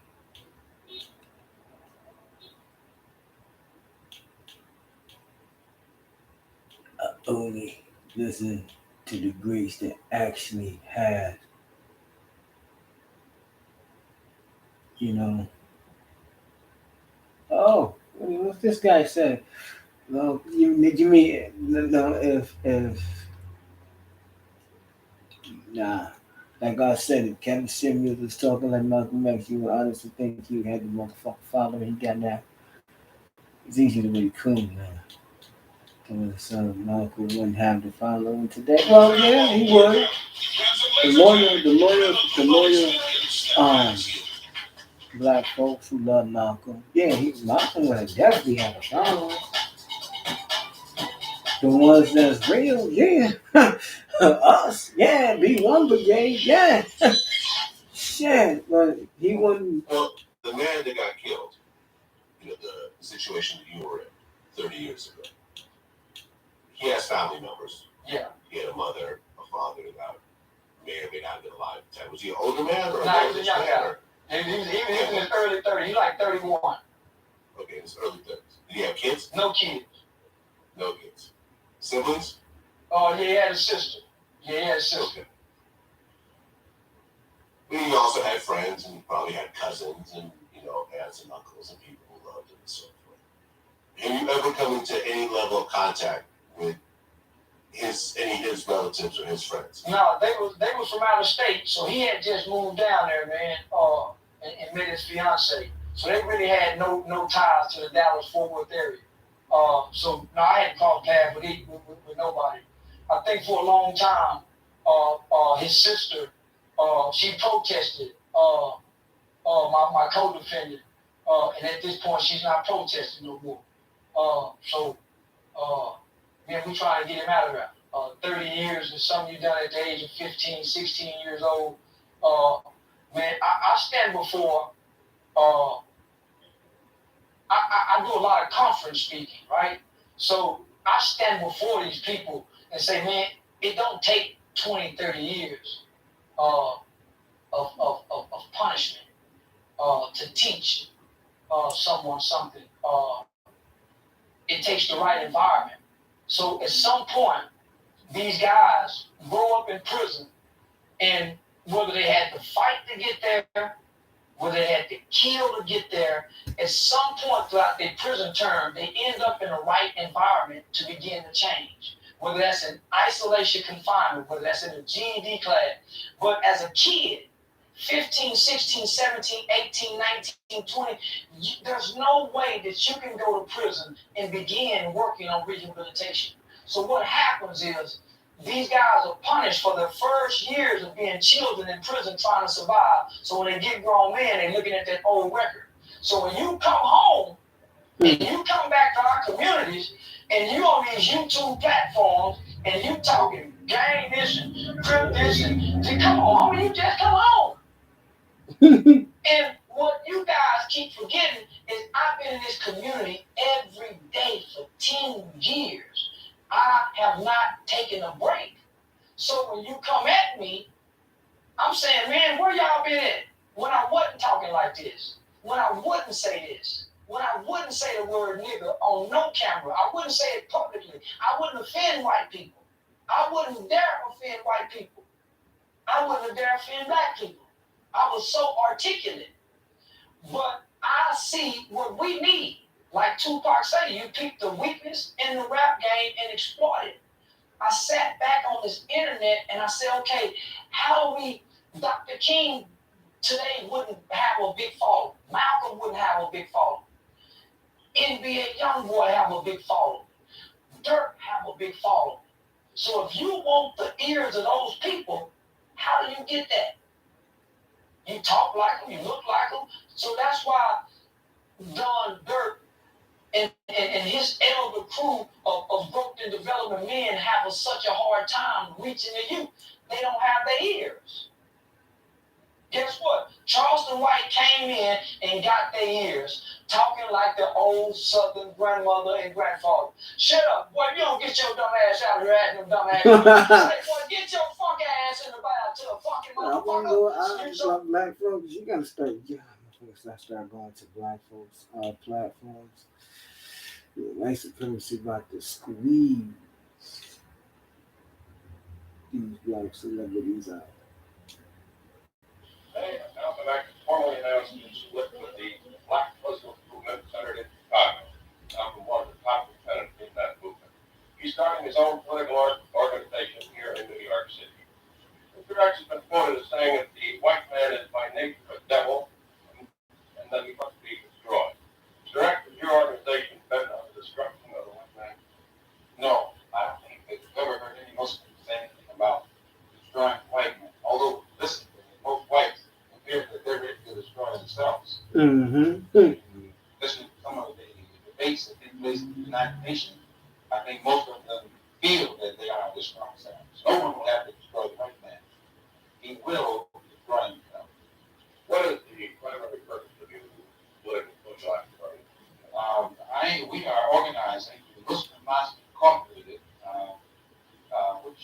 has its spiritual base, religion of Islam, and has its political philosophy, black political, economic, and social philosophy, black nationalism. And what do you mean by black nationalism? The same thing as black superiority or what? Black nationalism means that the political philosophy of black nationalism means that black man should be in control of the politics of his own community. That the politicians and the black community should be black men answerable only to the people of that black community. The economic philosophy of black nationalism means that the black man and the black community should be permitted to be re-educated to the point where he can see how to establish his own businesses, factories, and control the economy of his own community, whereby he can employ himself, clothe himself, and house himself, instead of having to be a welfare recipient or constantly begging white man downtown. And the social philosophy of black nationalism is that the black man should be proud of his own society. He should be ready and willing at all times to eliminate the ills and evils of his own society, and thereby not having to force himself into the white society where he's not. Today, at the first conference, you've advocated the formation of Negro rifle and shotgun clubs. That the Negro should take rifles and shotguns to their homes to get themselves. No, but in areas where the government has proven itself unequal and unwilling to defend the Negro from the vicious attacks of the racist bigots, and where the churches are being bombed and the little girls are being murdered, then it's time for the Negro himself. Since it's legal to own a shotgun, it's legal to own a rifle, then it's time for that so-called Negro man to wake up and be a man and do what is necessary to protect his life, his property, as other people in this country protect their lives and their property. Facts. They got other people crossing. You know what's crazy? Other races of people will look at Malcolm X, right? Would say, "Oh, but the same races of people would turn around and still discriminate against foundational Black Americans." This is why I said I don't date outside my race. I don't chill outside my race. Nah, you ain't gonna fool me. You ain't gonna fool me with your fake ass. Gonna praise our gods and then still practice racism on my people. Fuck out of here. It's this is why I don't like no other like other race people trying to big up our icons because it ain't sincere. It never been sincere. Never has been. Never will be sincere. Because I know the motherfuckers is lying to us.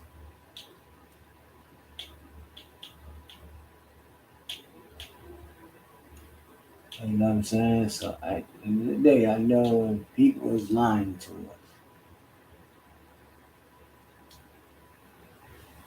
That's why when people are like, you don't need no friend? No, I don't want no friend. If I want a friend, I'll go to motherfucking PBS. I'll go get Barney, motherfucker.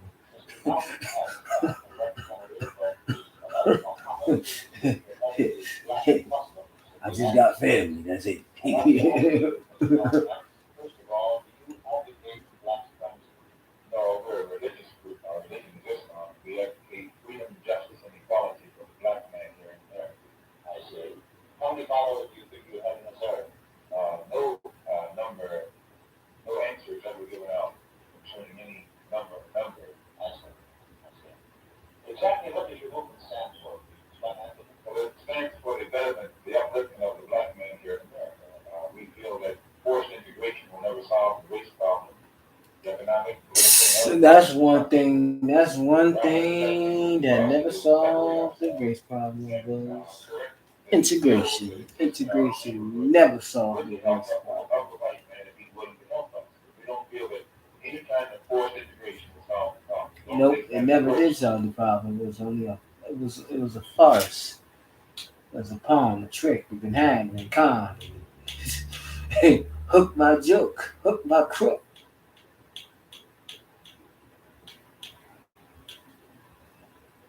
You know what I'm saying?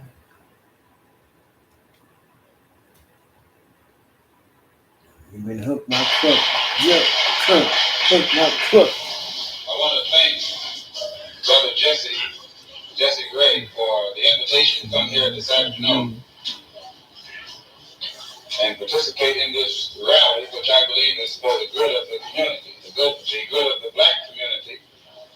And anything that's good for the black community, the white man should realize it is good for his community.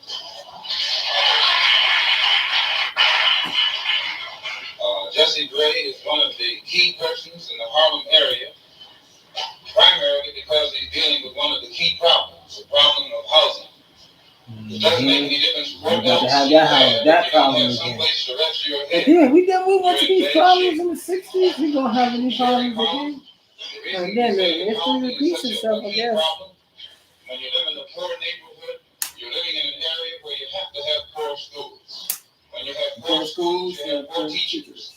When you have poor teachers, you have poor education.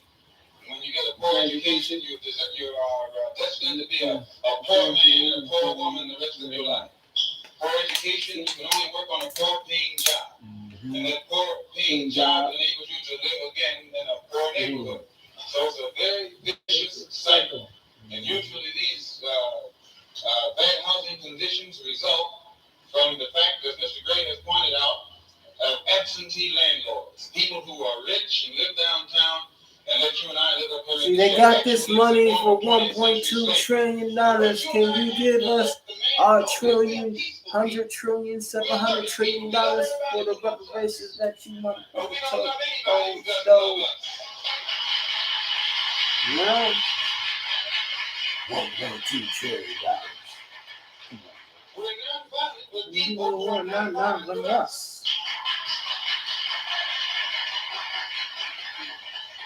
We are not violent with anyone who is violent with us.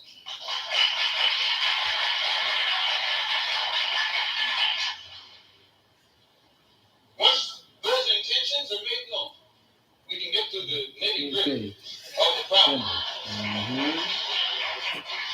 We can get to the core of the problem. We can get to the root of the problem.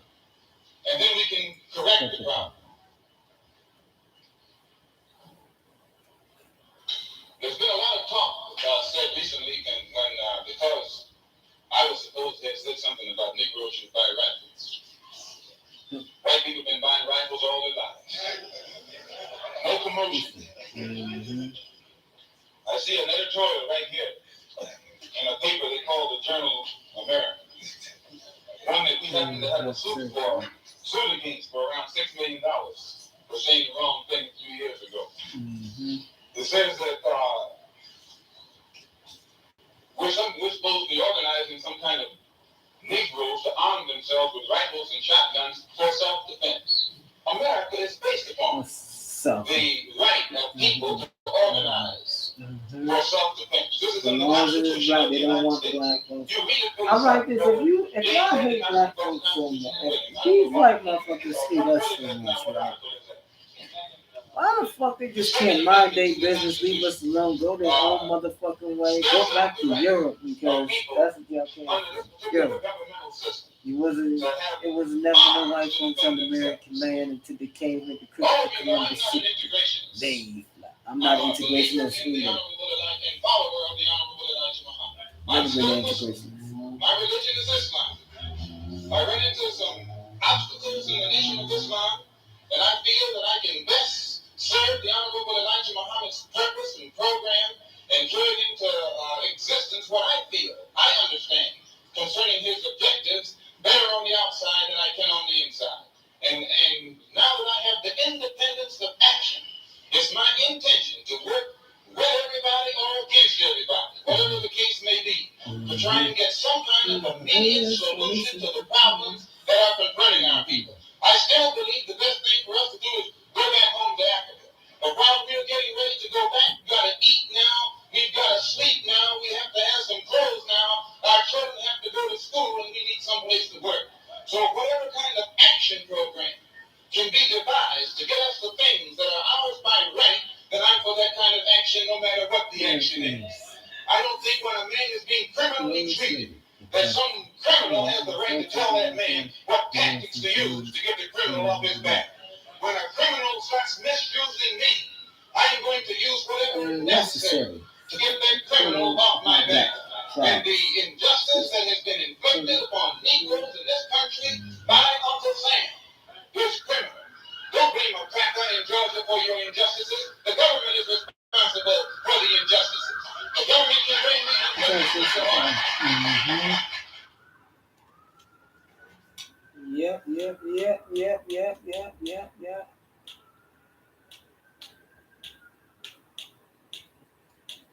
Oh,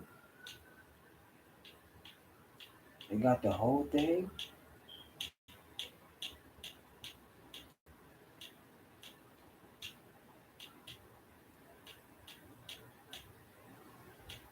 Tell you, man. You got these motherfucking white boys out here talk about something gonna be the new the bomb something in Texas. I read that shit. I'm like, oh, here we go. White supremacy folks making their little territory, voicing shit up. But you don't want to call them terrorists. But you want to ridicule a black man, a black woman, a black child for walking down the street and being who they are. I've had a chance to do some traveling, and travel does broaden your scope. And as a Muslim whose religion is Islam, as it is practiced and taught in the Muslim world, I realize that it is impossible to call oneself a Muslim, to call one's religion Islam, and at the same time judge a man by the color of his skin. When I went to Mecca, I was faced with this decision. I was faced with the decision of... Hold up. Malcolm X, the minister of Black Muslim community in New York and national representative. Yeah, I found all the goddamn motherfucking videos, baby. That's all I listen to. I listen to the old school. I listen to the black guys before us, man. The ancestors. That's who I listen to. I go back Dr. Ahmed Wilson, Dr. Khalid Muhammad, Dr. Fresh Wilson. Those, I'd rather listen to those than the shit you got now. I listen to 3 brothers. That's it, like 3 or 4 brothers. I could listen to them. But the rest, man, put the rest in the bed, man. Put them in the can, man. I'm like this. Like, if you ain't the 4 brothers I listen to, or the older guys, man, I'm good. Because all that red pill bullshit was nothing but bullshit. Oh, rock at that shit was crap. That shit already crap. The boy became, the boy was an LGBT activist. I'm like this man. That's why people like this. Why don't you trust the dating culture? Like the same women they tell you to get. He already talked to her, and he got her number, and she, yeah. So he was just teaching you how to be a simp. I'm good.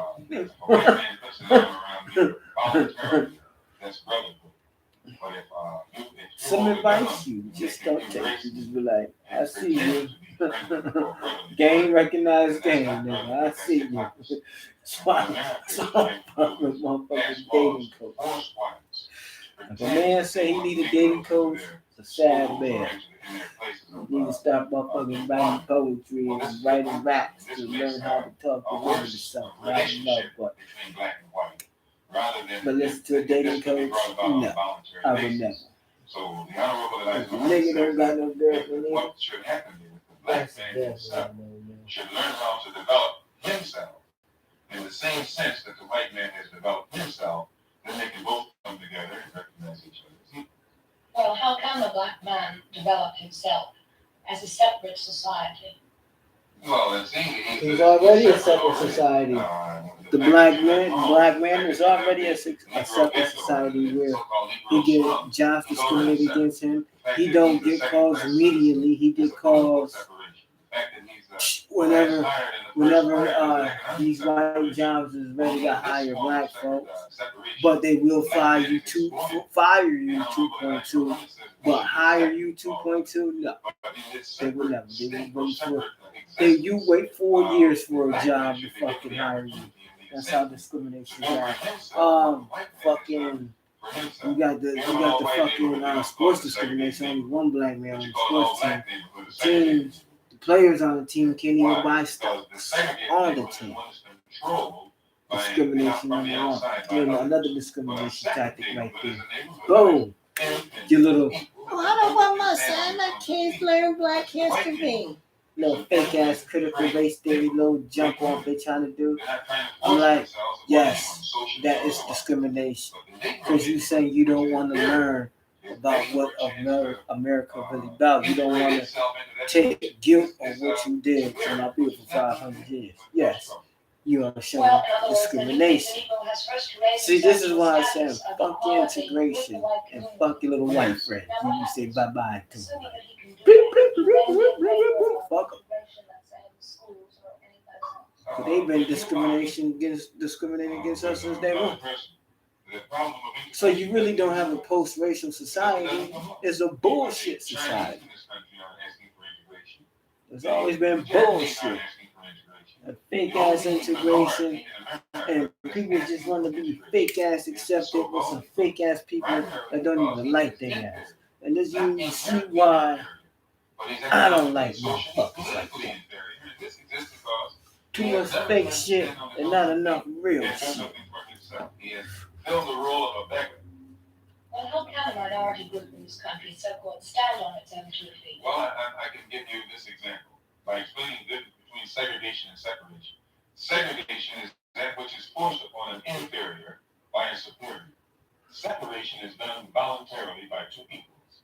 If I have children and they live in my house, I care for them, they're dependent upon me. And their dependence upon me puts me in a position to regulate their lives, control their lives, tell them where to go, where they can't go. That's a form of segregation. But when those children become of age and they think they're equal with me, they leave my home. And when they leave my home and begin to set up a home for themselves, provide clothing, food, and shelter for themselves, that makes them independent of me. It puts them out of my jurisdiction. And the fact that they can do for themselves that which I have done for myself makes me have to recognize that they are equals with me. And now, the Honorable Elijah Muhammad says that the black man in America, for the past 400 years, has been like a boy in the white man's house, begging the white man for a job, for food, clothing, and shelter.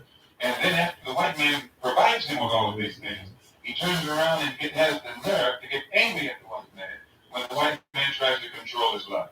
But how, from a practical point of view, can a Negro be self-sufficient? Now, the Honorable Elijah Muhammad says, number one, he must have a knowledge of himself. And this gives him confidence in himself. He has been brainwashed by the educational system that exists here in America to the point where he feels the education here in the system in America, before he was brought here, and this destroys. I prefer all black folks to homeschool their kids and just say, fuck the school system. Fuck their money up a little bit. They like black people money up. Fuck the school system money up a little bit. Fuck their money up a little bit. You got my motherfucking permission. Shit. Fuck their motherfucking money up. Yeah, your job too. Fuck it. Do some motherfucking hookup shit to your motherfucking people. Fuck their money up. They ain't not gonna give us motherfucking reparations. All he is all gloves are motherfucking off, baby. And within 10 or 15 years, set up an industry no voting, job opportunities and educational opportunities for black people. And the black man, the black leadership, who has access to all of this money and has all of these degrees today, can't use his talent and his know-how to set up business opportunities, job opportunities, housing opportunities for the black people, the same as the white leaders have done for white people. Then these black leaders need to get off the boat. They're not leading our people to any kind of independence, but they're using their position and their education and their talent to exploit our people worse than the slaves. Exactly. So the question to the brother earlier talking about we always hating on successful black men. But if they ain't showing the know-how or the tools of showing other black folks how to get it in black empowerment, then they just using black folks for exploitation and throwing us under the bus like they've been doing for years. All these fucking celebrities been doing that shit. So you motherfuckers gonna get mad at us, the grassroots, for calling these bastard routes.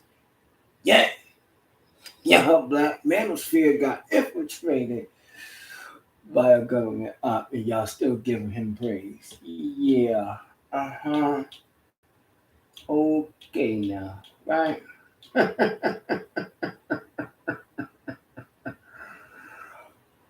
Woo!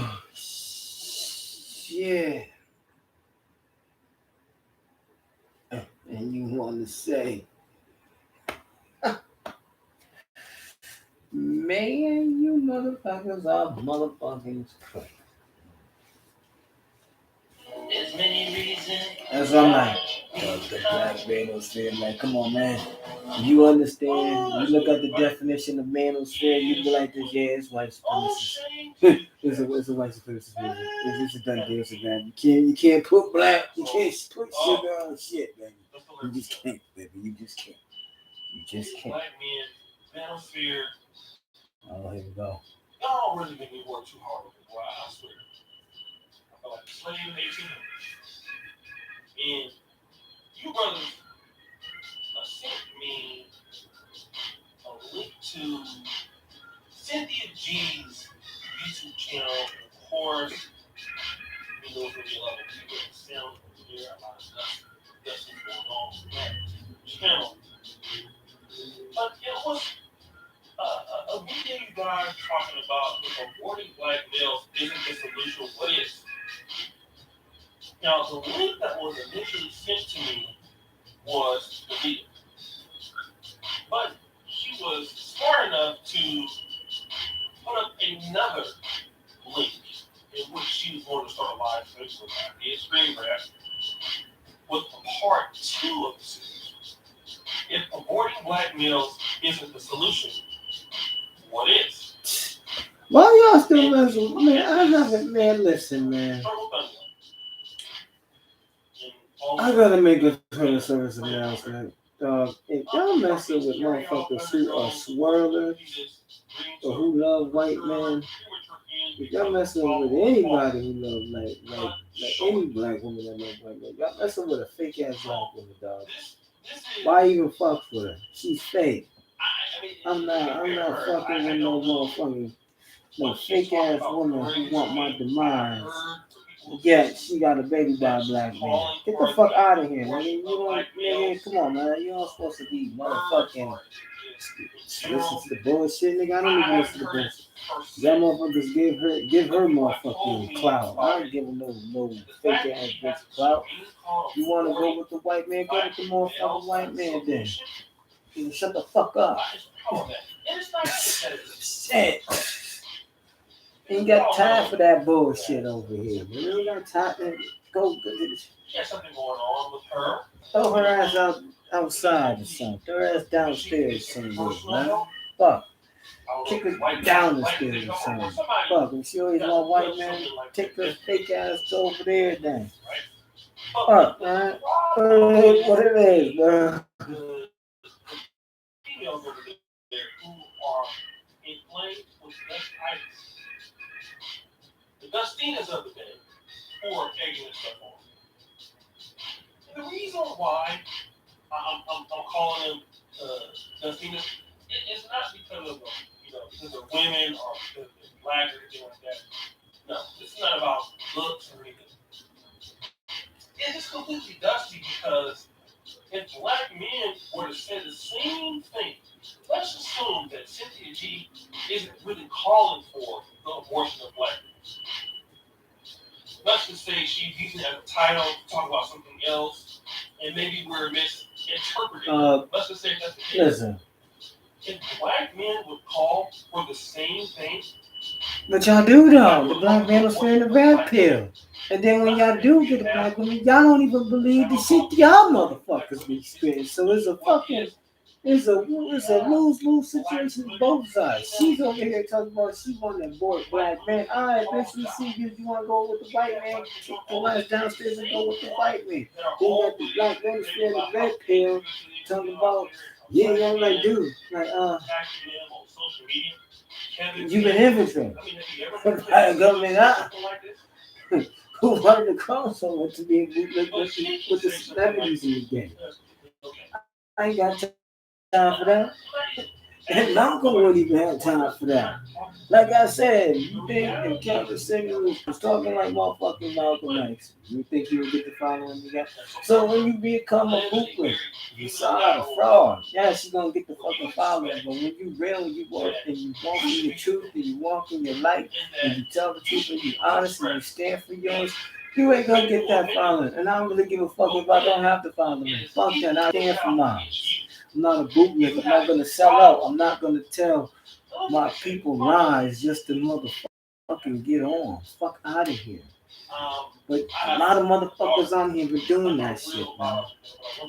Like just kick them down the stairs, man. I don't feel very offended if somebody was saying Kick them down the stairs, man. Like even that's ridiculous. You don't talk about you don't even play with your people like that in that fashion. It's so offensive. I mean, like, you have to be so in such a low space, and you have to be so hurt, and you have to be so low and unthoughtful to even say something like that. Man, we talk about vengeance and shit. Some fake ass women that don't even they fake. They ain't. If she talk about that shit, someone said that she won't be with a white man, but sleeping with a black man, obviously she's a fake motherfucker. If you can't see that for a motherfucking mile away, then motherfucking Michael Myers, you couldn't even see Michael Myers when he was up close to you. Motherfucking damn. I've said it on that certain things need to happen to y'all that's out there in the community. But renting. Not meaning that. But see, it's different if you're renting and saying something and you're making. Yeah, you know what's crazy? Right? Like, you know what's crazy? The women who do that dumb shit, their families are looking at them like, what the fuck is your problem? And I bet you women who done that dumb shit to us and bought the black man, I bet you their families looking at them, don't even fuck with them. They don't even, actually, I'm like, brothers like this, you don't want to, this is true shit. I'm like, nigga, if your family member is whacked out like this, talking about some, she wasn't a born black man, you think the majority of the family gonna fuck with her? Fuck no. They can like, what the fuck she's on? And I'm asking brothers, why the fuck you paying attention to her? Cause what the fuck she's on? She's smoking some shit. Fuck. Shit, even her family, her family, like, what the fuck? You smoking some shit. Shit, the fuck, man. Well, you just tired of the bullshit. You just tired of the bullshit.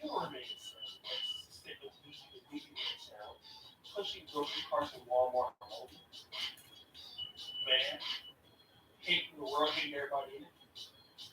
We're an old lady stuff.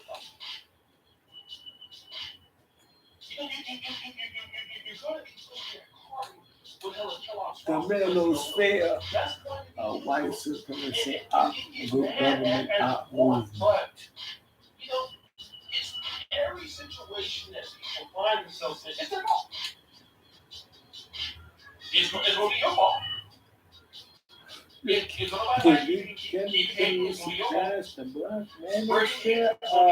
because he wanted, obviously he want that motherfucking them butter biscuits. Obviously, motherfucker. Shit, nigga, the fuck, if a motherfucker only cross over to the other side when they want fucking butter biscuits, nigga. Of course.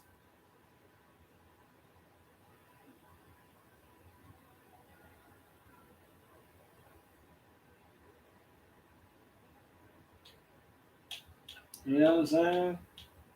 And plus, our women think having multiple kids or by multiple men is culture. That ain't fucking culture. I just say you're just whole train, not cold train, whole train. God, well, woo-hoo! Coltrane! If you never watched wrestling, you would have never got it. Okay. At the end of the fucking day, the baby explosive baby mama as a side chick. Well, if she was a side chick, well, then why you have never mind, man. It's just dumb motherfuckers in this goddamn world. Man. Shit, you not like if she was a side chick, then why did you get her pregnant? Holy shit, man.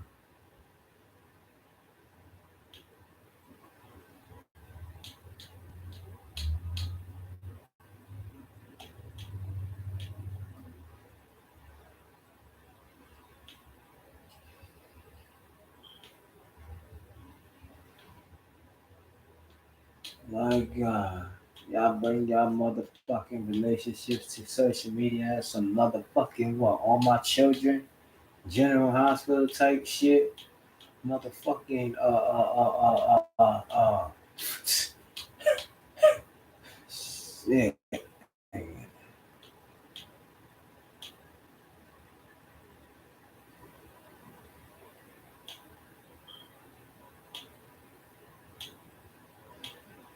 God damn, man.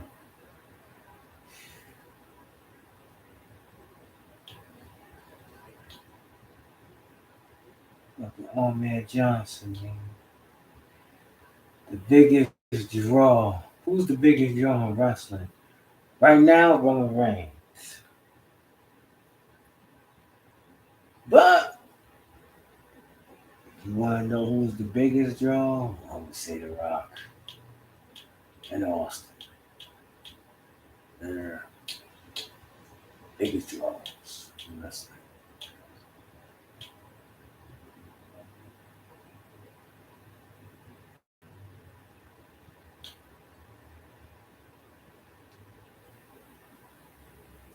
Flower farms, working farms, and get hands outdoor access all year round because hands deserve to live like hands. Hello, this is your question. Will you be successful? Will I get what I want? I know what you want. What's going on, you guys, and welcome back to A Different Perspective. If you haven't already, make sure you hit that subscribe button for your boy. So, it is time for another text receipt conversation.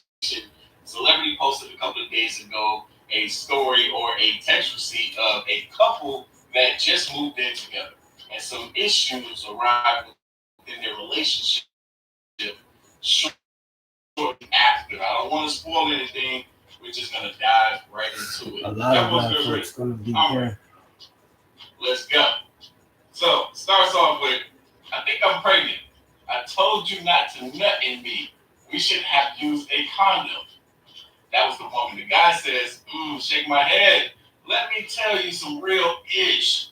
Out of all the women I've dealt with, you are the most kind-hearted and smartest one. You have your ish together like no other. Now, normally, I would pull out, but something heavy on my heart said not to. I see something in you that you probably don't see in yourself. I know that you will make a great single mother, and that's why I did what I did. You got this. Prayers to you and your family. Wow. You dudes is fucking fucked up. Fucking sense. Hold on. And then you motherfuckers commented on these shits like Yo, sense. I just had to throw this one in there. This ain't the actual text receipt, but I thought this joke was hilarious. That shit is like, not no, hilarious, my nigga. This man is a That shit is not fool, fucking you know you're hilarious, wrong. nigga. That's serious. You know you're wrong, but yeah, I just had to throw that one in there. Here goes the actual text receipt right here, y'all. Let's get to the real ordeal. All right, let me zoom in a little bit so we can see this done. It was a fool for that. So it starts with the female. Let me move over some too, so y'all can see me in all my glory.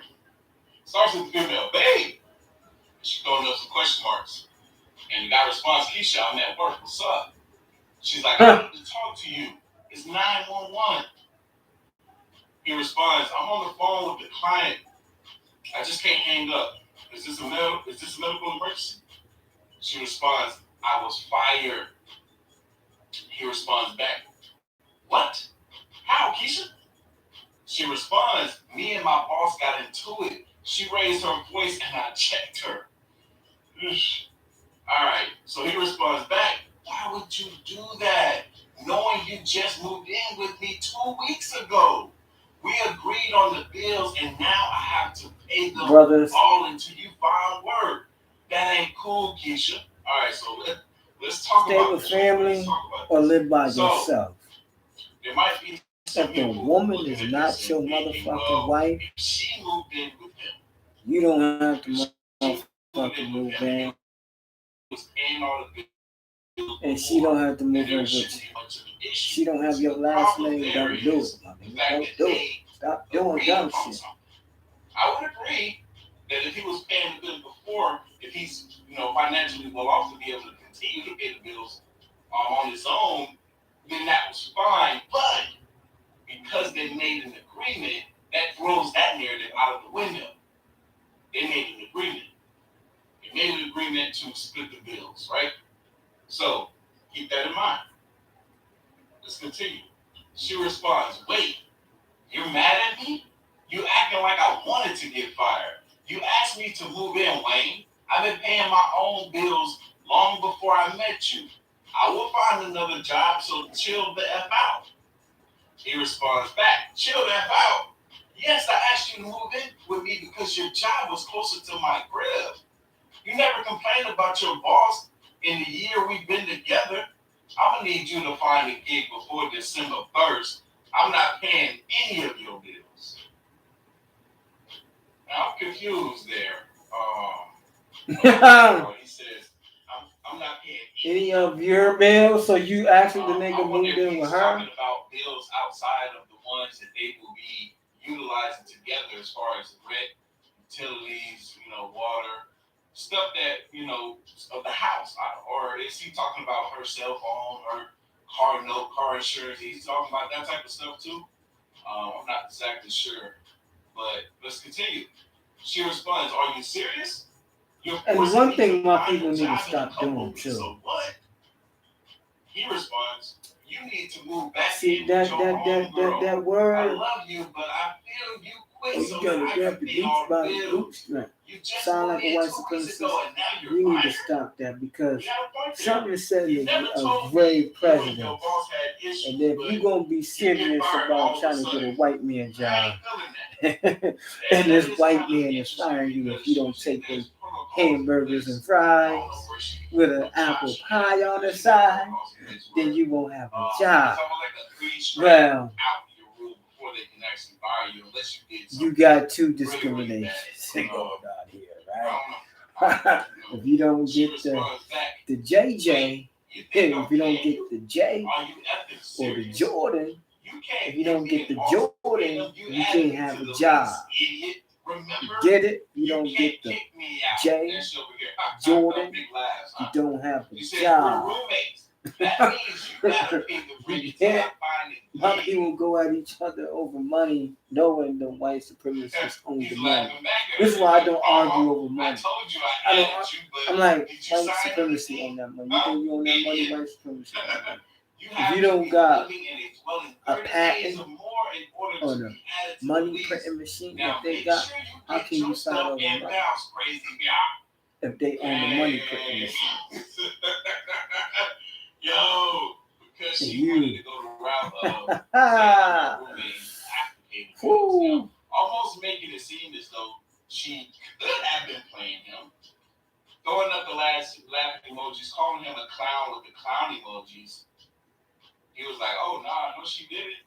You can go ahead and bounce. Go ahead and get up out my house. And now she's responding back, pick up, please, Wayne. I want to talk like civilized adults. I'm sorry. How I reacted, please pick up. Now she wants to be a civilized adult. After calling this man a clown and acting childish. I don't know, man. He might have something. It's a possibility that she was trying to play him. It's a possibility that she was trying to play him. But he said, nah, you need to bounce. You need to bounce. I wonder if he's Then y'all motherfuckers should not be dating then. You gonna kick your girl out. But y'all, leave your thoughts, comments, and opinions down below. Make sure y'all If follow. y'all thought about getting married, on Instagram. She you got gonna another page move now. around. She is the queen of accountability. Make sure y'all follow both pages, Instagram, Twitter. Y'all know what time it is. Like this video, hit that like button, hit that subscribe button. My thoughts on the household and Channel Sky Blend game. They just taking his wealth.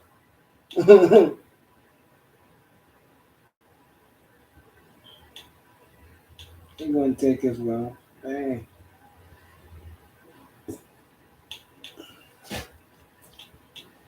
You know, shit. But man, oh man. Man, oh man, oh man.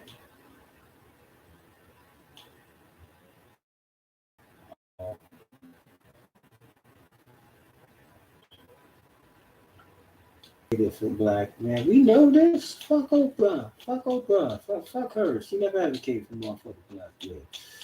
She wanted to see motherfucking Michael Jackson to watch. Man, fuck her. Man, I wish black folks get off of this goddamn train like they supposed to do something. They do something to the goddamn bus. They supposed to have their motherfucking head on the motherfucking swivel, right next to the head they heads right next to motherfucking J. Edgar Hoover. Motherfucker. Everybody who fucked over black folks. And it's right there. Bomb, nigga. Fuck. You motherfuckers. Oh yeah. Oh.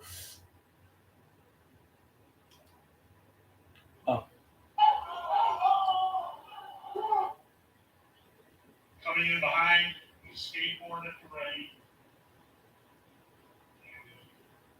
I know them people are looking at that video like, ain't no skateboard at the goddamn ready. You lying for this little white kid? Little line, they little line for the white motherfucker. Oh, something happened to his skateboard. He took a swing at him, pound blocked with his arm, and he enhanced photos. Once Mr. Jupiter reruns, grabs the skateboard, and comes in.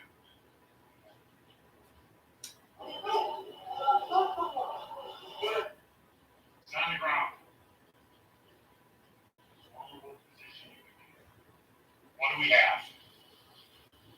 Anthony Huber. I think no, actually the writers were trying to fucking stop that little motherfucker. You got an AR-15. Nobody don't got an AR-15 in that riot. You don't know with an AR motherfucker 15, and you think you're gonna go over there and shoot a couple of black folks. Obviously, these motherfuckers trying to save this little white motherfucker. I ain't saving shit. I'm like this, Judge. You can fucking put this little motherfucker in jail. 40 years, 80 years, 100 years, 2 motherfucking years. I don't give a fuck. 2,000 years, 200 years. Get this little motherfucker out of my sight. See, they don't got real judges. They got corrupt judges that's for them. White supremacists. So we build our own motherfucking courts. They come to our courts. Oh, we ready to get 145 years. Oh! 145 years. You talking shit, white man? Add another 200. What? I got 345 yet? Add another 4. add, like how they do us? Oh shit. Hell yeah, you motherfuckers. Oh, I would love to be a judge. Oh, 400 years. Oh, you little white man, you gonna talk to me? Oh, I'm the judge. Oh. Add another 500 years to this motherfucker sentence. Oh, what? I can't be alive that long. Nigga, add another 600 years. Fuck it. You know, sir, you think that's too much length of time? I'm like, y'all been giving black folks football numbers for little tail lights. I'm giving this motherfucker 600 years for AR-15 and shooting innocent motherfuckers. Now, you want me to motherfucking lock you up for 700 years for talking out of contempt, motherfucker? All right, motherfucker, lock this bitch motherfucker up for 800 years. I mean, I would love to be a motherfucking judge, man. 800, lock this little white punk up. Then they always coming at us with racial motivated chant. Fuck it, it is what it is. Lock this little bastard, this little white bastard up. Look, 800 years. And 15, ain't shooting innocent people. And he's shooting his own. Oh, lock 800 years. Lock this little white motherfucker up. 800 years. 800 years? 800 years. 800 years. They're like, sir, do you think that's a length of time? Yo, prosecutor, you want me to sentence you 4,000 years and no motherfucking fool? You better shut the fuck up, nigga. I'll be the illest judge in the motherfucking America, nigga. Be the illest judge in America, nigga. Like, shut up. You want to get the fuck out? You want to go home? You want to go to jail, nigga? You want to go home? You want to go to jail, nigga? I'll be the illest motherfucker judge in Nebraska. I wrote Dolo. I wrote Dolo. Shit. Oh man. Even the other prosecutors in the room know this little motherfucking lying. They know that little motherfucking lying. And this is fucking his lawyer making it sound like all this stuff. Like dude, he just broke all protocols. He should never had a gun in the first place. He's 17. He wasn't 21 with a permit. He should never been going over there in the first place. His mom should have never drove his. I'm charging the mom too for 700 years. Why are you charging? Bitch, you should have never took him over there. 700 years. Court is a motherfucking judge, nigga. Like, damn. He gave them motherfuckers 700, 800, 300. Damn. You just gave him about like 10,000 years in prison. Fuck him. That little white motherfucker shot innocent people. They're gonna talk about with self-defense. He never had no fucking permit. He wasn't supposed to have the gun in the first place. He wasn't even supposed to be over there in the first place. His mom drove over there to shoot motherfuckers. So he had the perfect intent to shoot motherfuckers. That's a perfect crime. That's a perfect alibi for a crime right there. But you ain't gonna say so. They ain't gonna charge. They ain't gonna charge that little motherfucker. They watch. They're giving the signals and shit in court and shit. And talking about some, don't charge him. Get the fuck out of here, man. They ain't gonna charge that little motherfucker. Shot, goes down, roll splits, flinches, freezes. They ain't gonna charge that little motherfucker. That little motherfucker.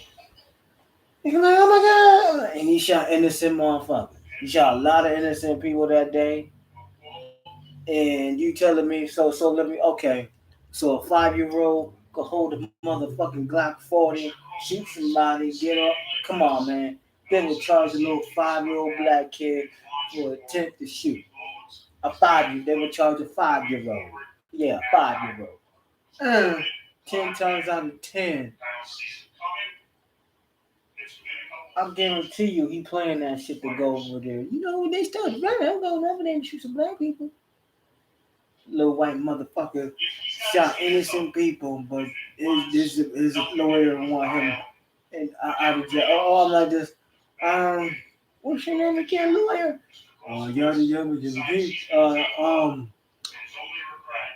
Officer, he's under the arrest for 700 years. Like what? Like this case. We're gonna wrap this shit up because I see you like to have handle give little kids guns when they shouldn't even have guns. So I'm gonna need to arrest you and put you on trial for 700 years, and we will give you that time. You got mail. AOL. You got mail. Shit. This individual, armed, or 24 offense post, doesn't shoot at him. This person hasn't received danger. His hands are up. He probably that dude is lying. This dude prosecutor is lying. You can see, he had a gun. The other people had 5 teenagers hospitalized. Colorado shooting.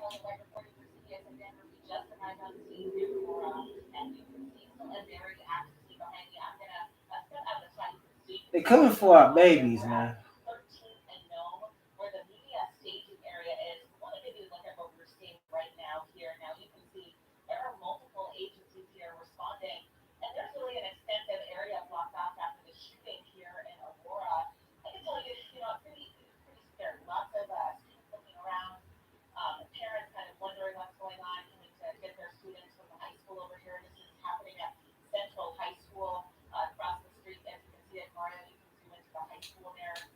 Wow.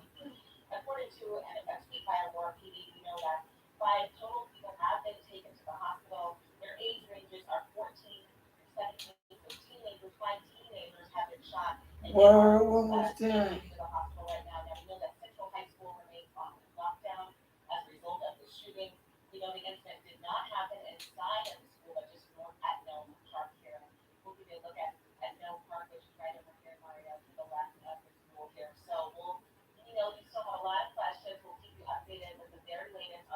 Wow.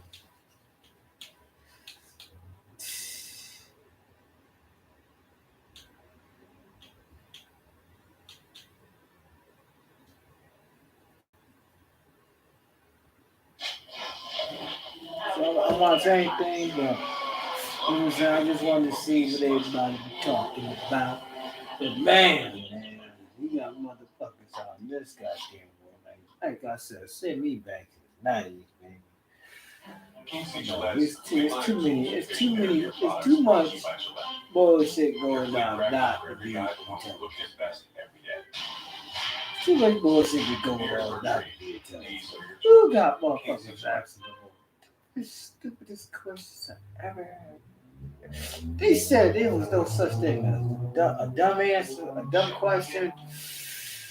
Woo! I've been seeing a lot of dumb questions, you know. Actually, I posted on my Instagram, which is Poppy from BX River, POPPY from BX River. Now, right, it's amazing because in the clip,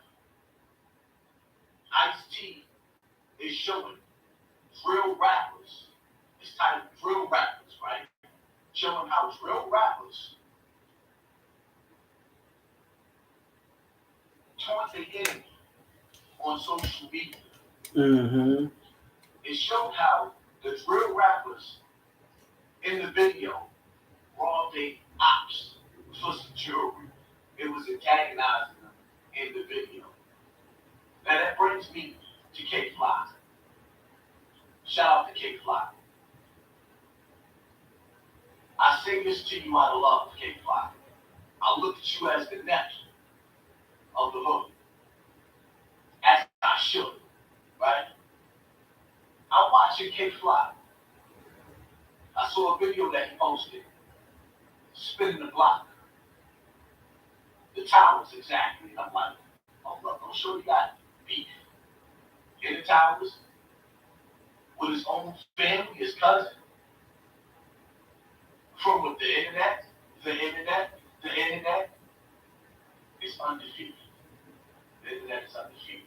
So New York pretty much caught this pandemic called drill music from Chicago, where they can't just enjoy the music. They actually have to taunt the dead and taunt them ops and spin the block. These young boys is not like these old school rappers that's running around claiming to be all this. No, these young boys is really spinning the block. It led to K Block being locked up. Now here's my thing. Shout out to Ice-T for actually mentioning on the show to bring awareness to the ignorance that I've been the only one until now, the only one bringing awareness to these young boys spinning the block with drill music. Now here's the thing that I don't understand, right? That's bothering me. K Fly.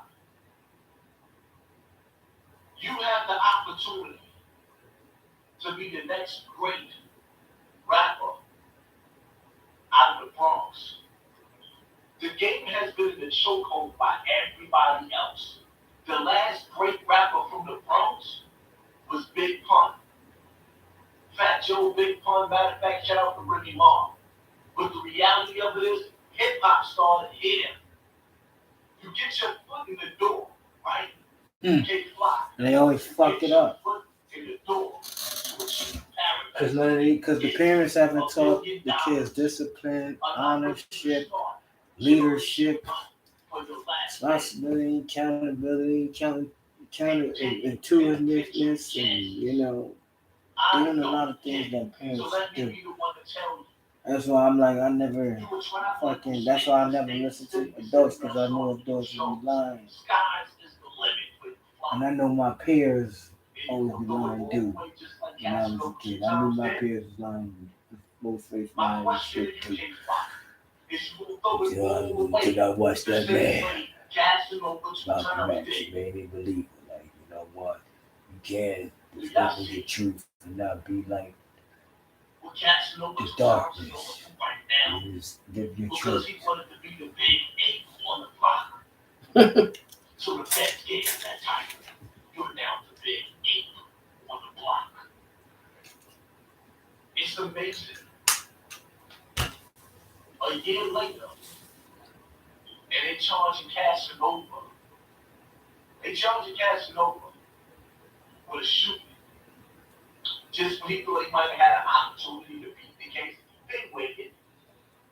They gradually just dropped it 4 years on the table. Casanova 2 times is sitting in jail, while Jazzy 2 times is sitting out here looking like fine mom. It sure is. Woo! Weak. Yeah, that's when he left out. Jazzy 2 times when he was crazy. If he make it out, she ain't gonna look the same. Nope.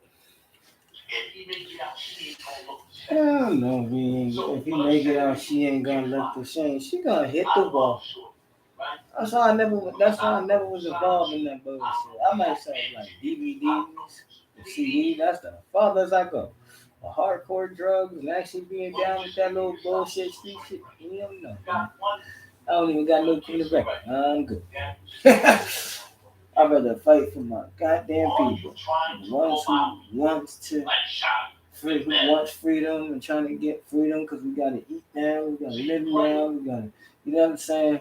But if you trying to fuck up the black race and trying to go on the other side and throw us under the bus because you in greed with money, and money the only thing you worship, then yeah, you might as well just go on the other side with white supremacy, because black empowerment is not for you. Yes, we need money, but we're not gonna worship money.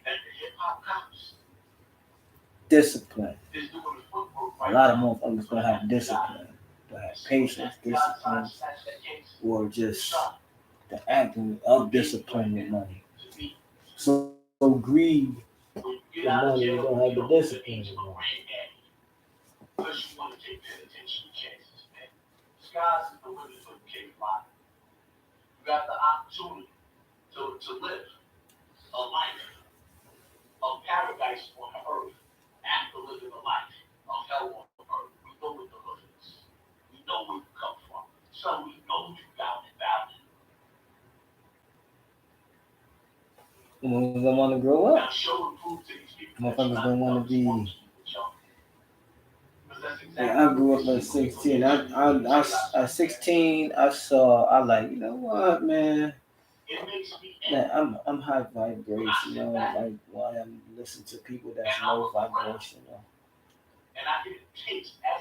And I'm like, everything I accomplished, and I'm still trying to accomplish more. And I'm like, yeah, the people I was dealing with was just trying to fuck me over. You know why? Because they telling me, oh, you can't never amount to this.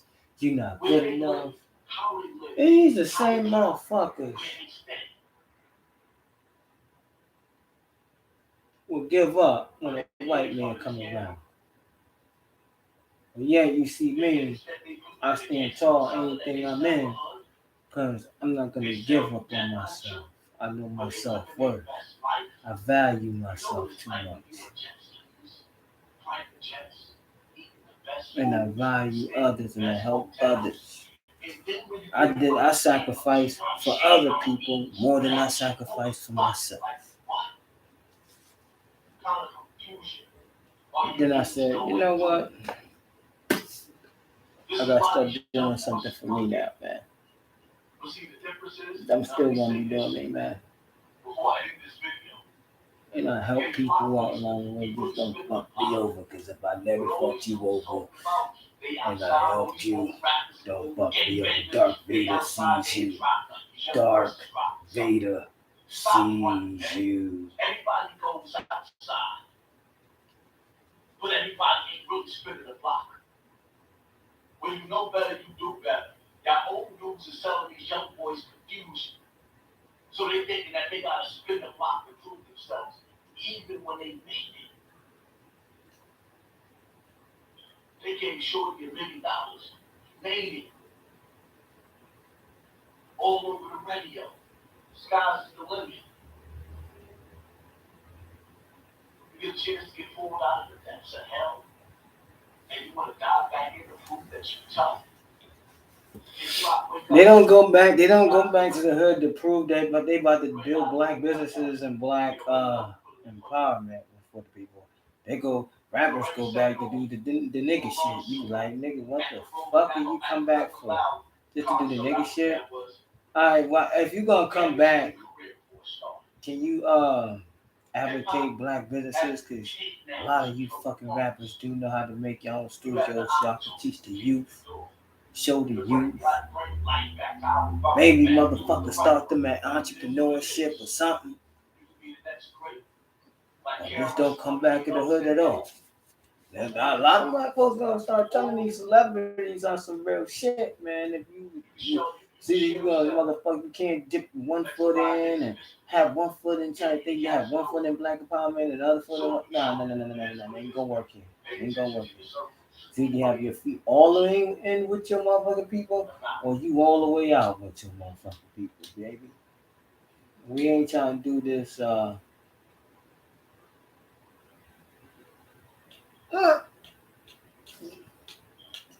I wouldn't even send Russell Westbrook to the Knicks. I'll send his ass right back to the motherfucking Houston Rockets. But look, like I said, we is not doing this again, baby.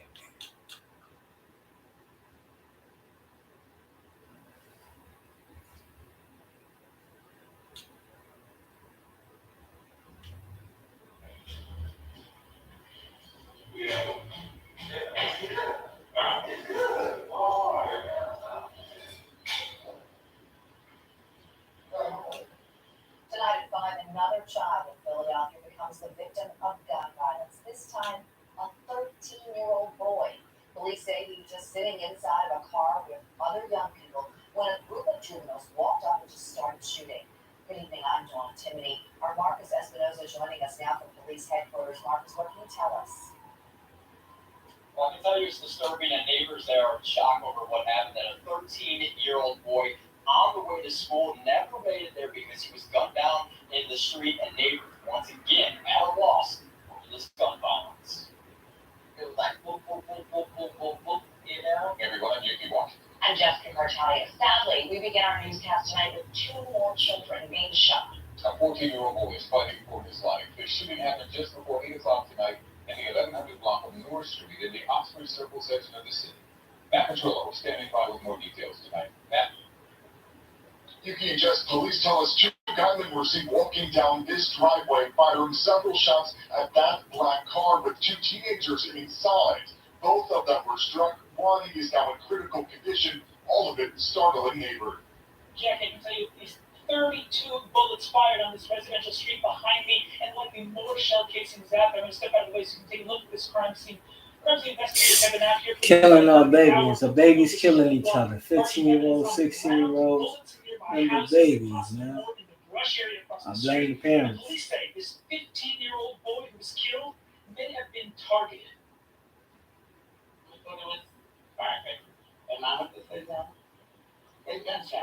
This neighbor didn't want to show her face on camera, but she recalls the moment just before game tonight. She saw the familiar boy lying on the sidewalk, bleeding out. We went up, and he was laying there, and I still breathing. So I told my husband to call 911. But in less than an hour, the teenager was dead. He was shot multiple times. He was shot in the head, the neck, chest, the torso, and arm. At least 32 Babies were killing found babies. on road tonight. No guns I blame the Okay, parents. let's get out to Shawnette now on this shooting where an 11-year-old has been killed tonight. What can you tell us about this, Shawnette? So Shayna,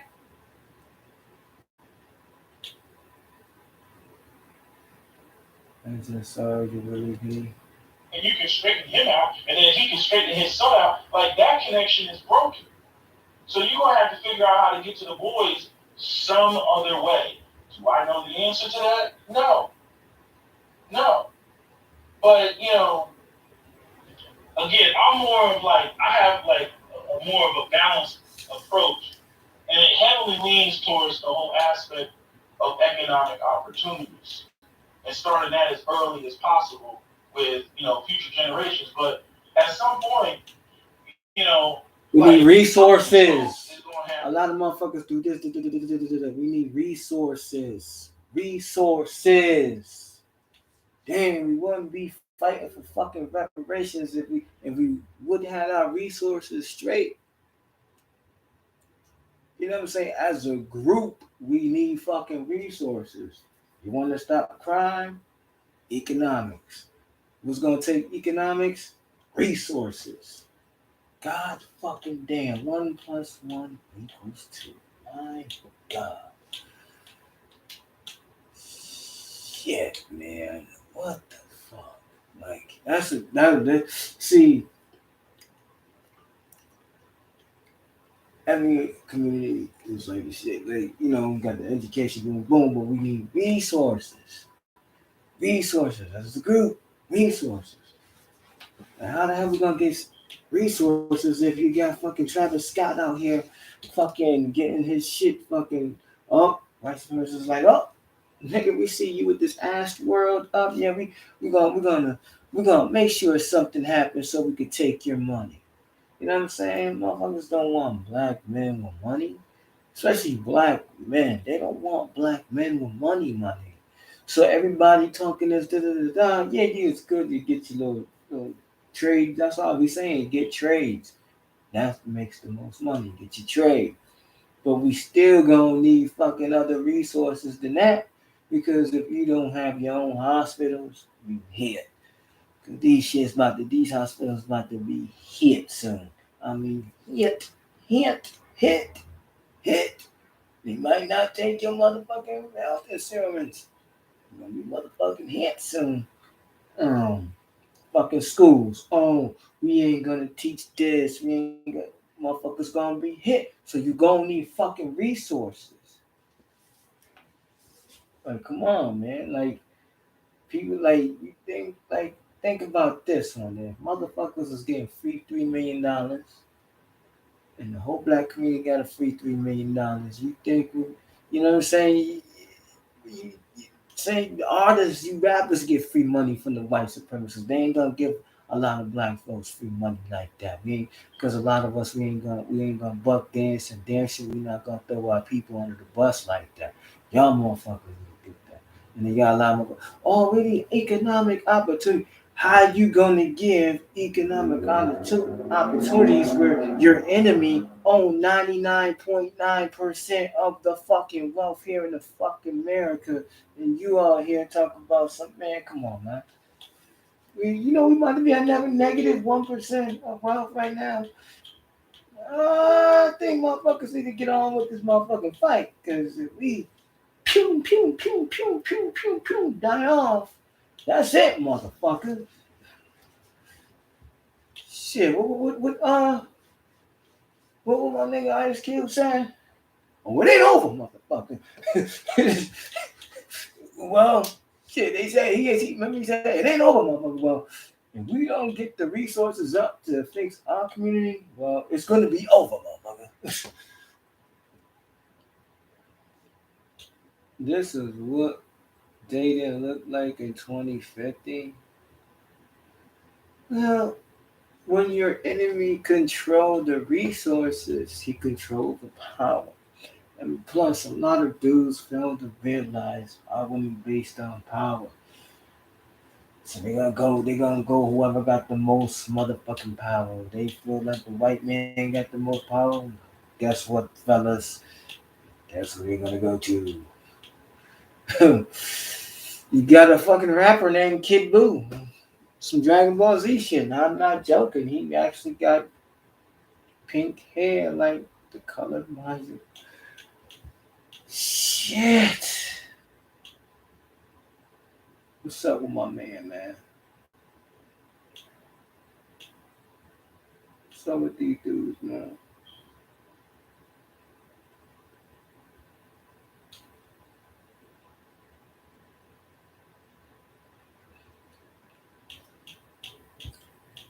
Oh man.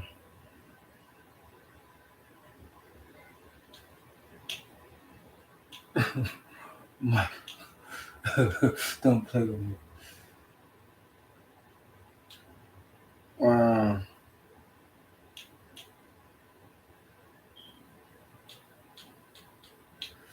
shit, man. That's just wild, man.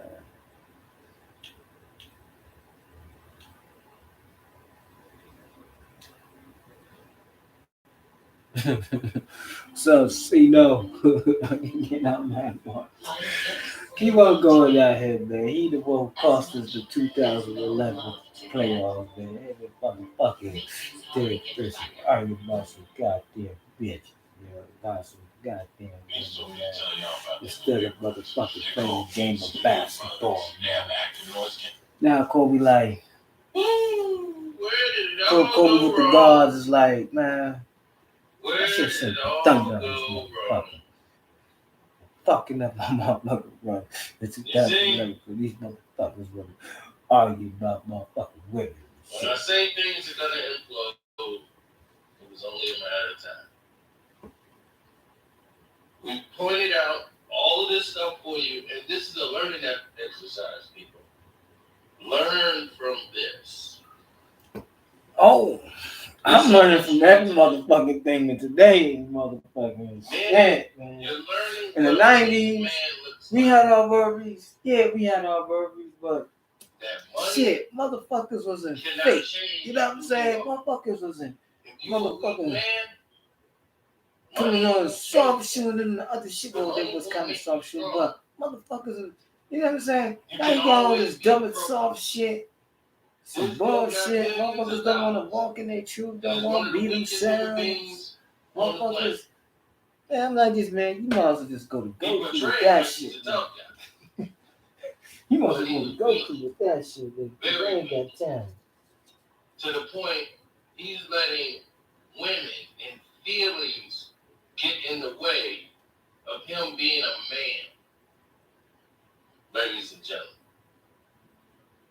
Now, like I told you, I would like to tell you. The full gist of this on the Patreon, and it'll blow your mind. We fucked up Kobe title, man.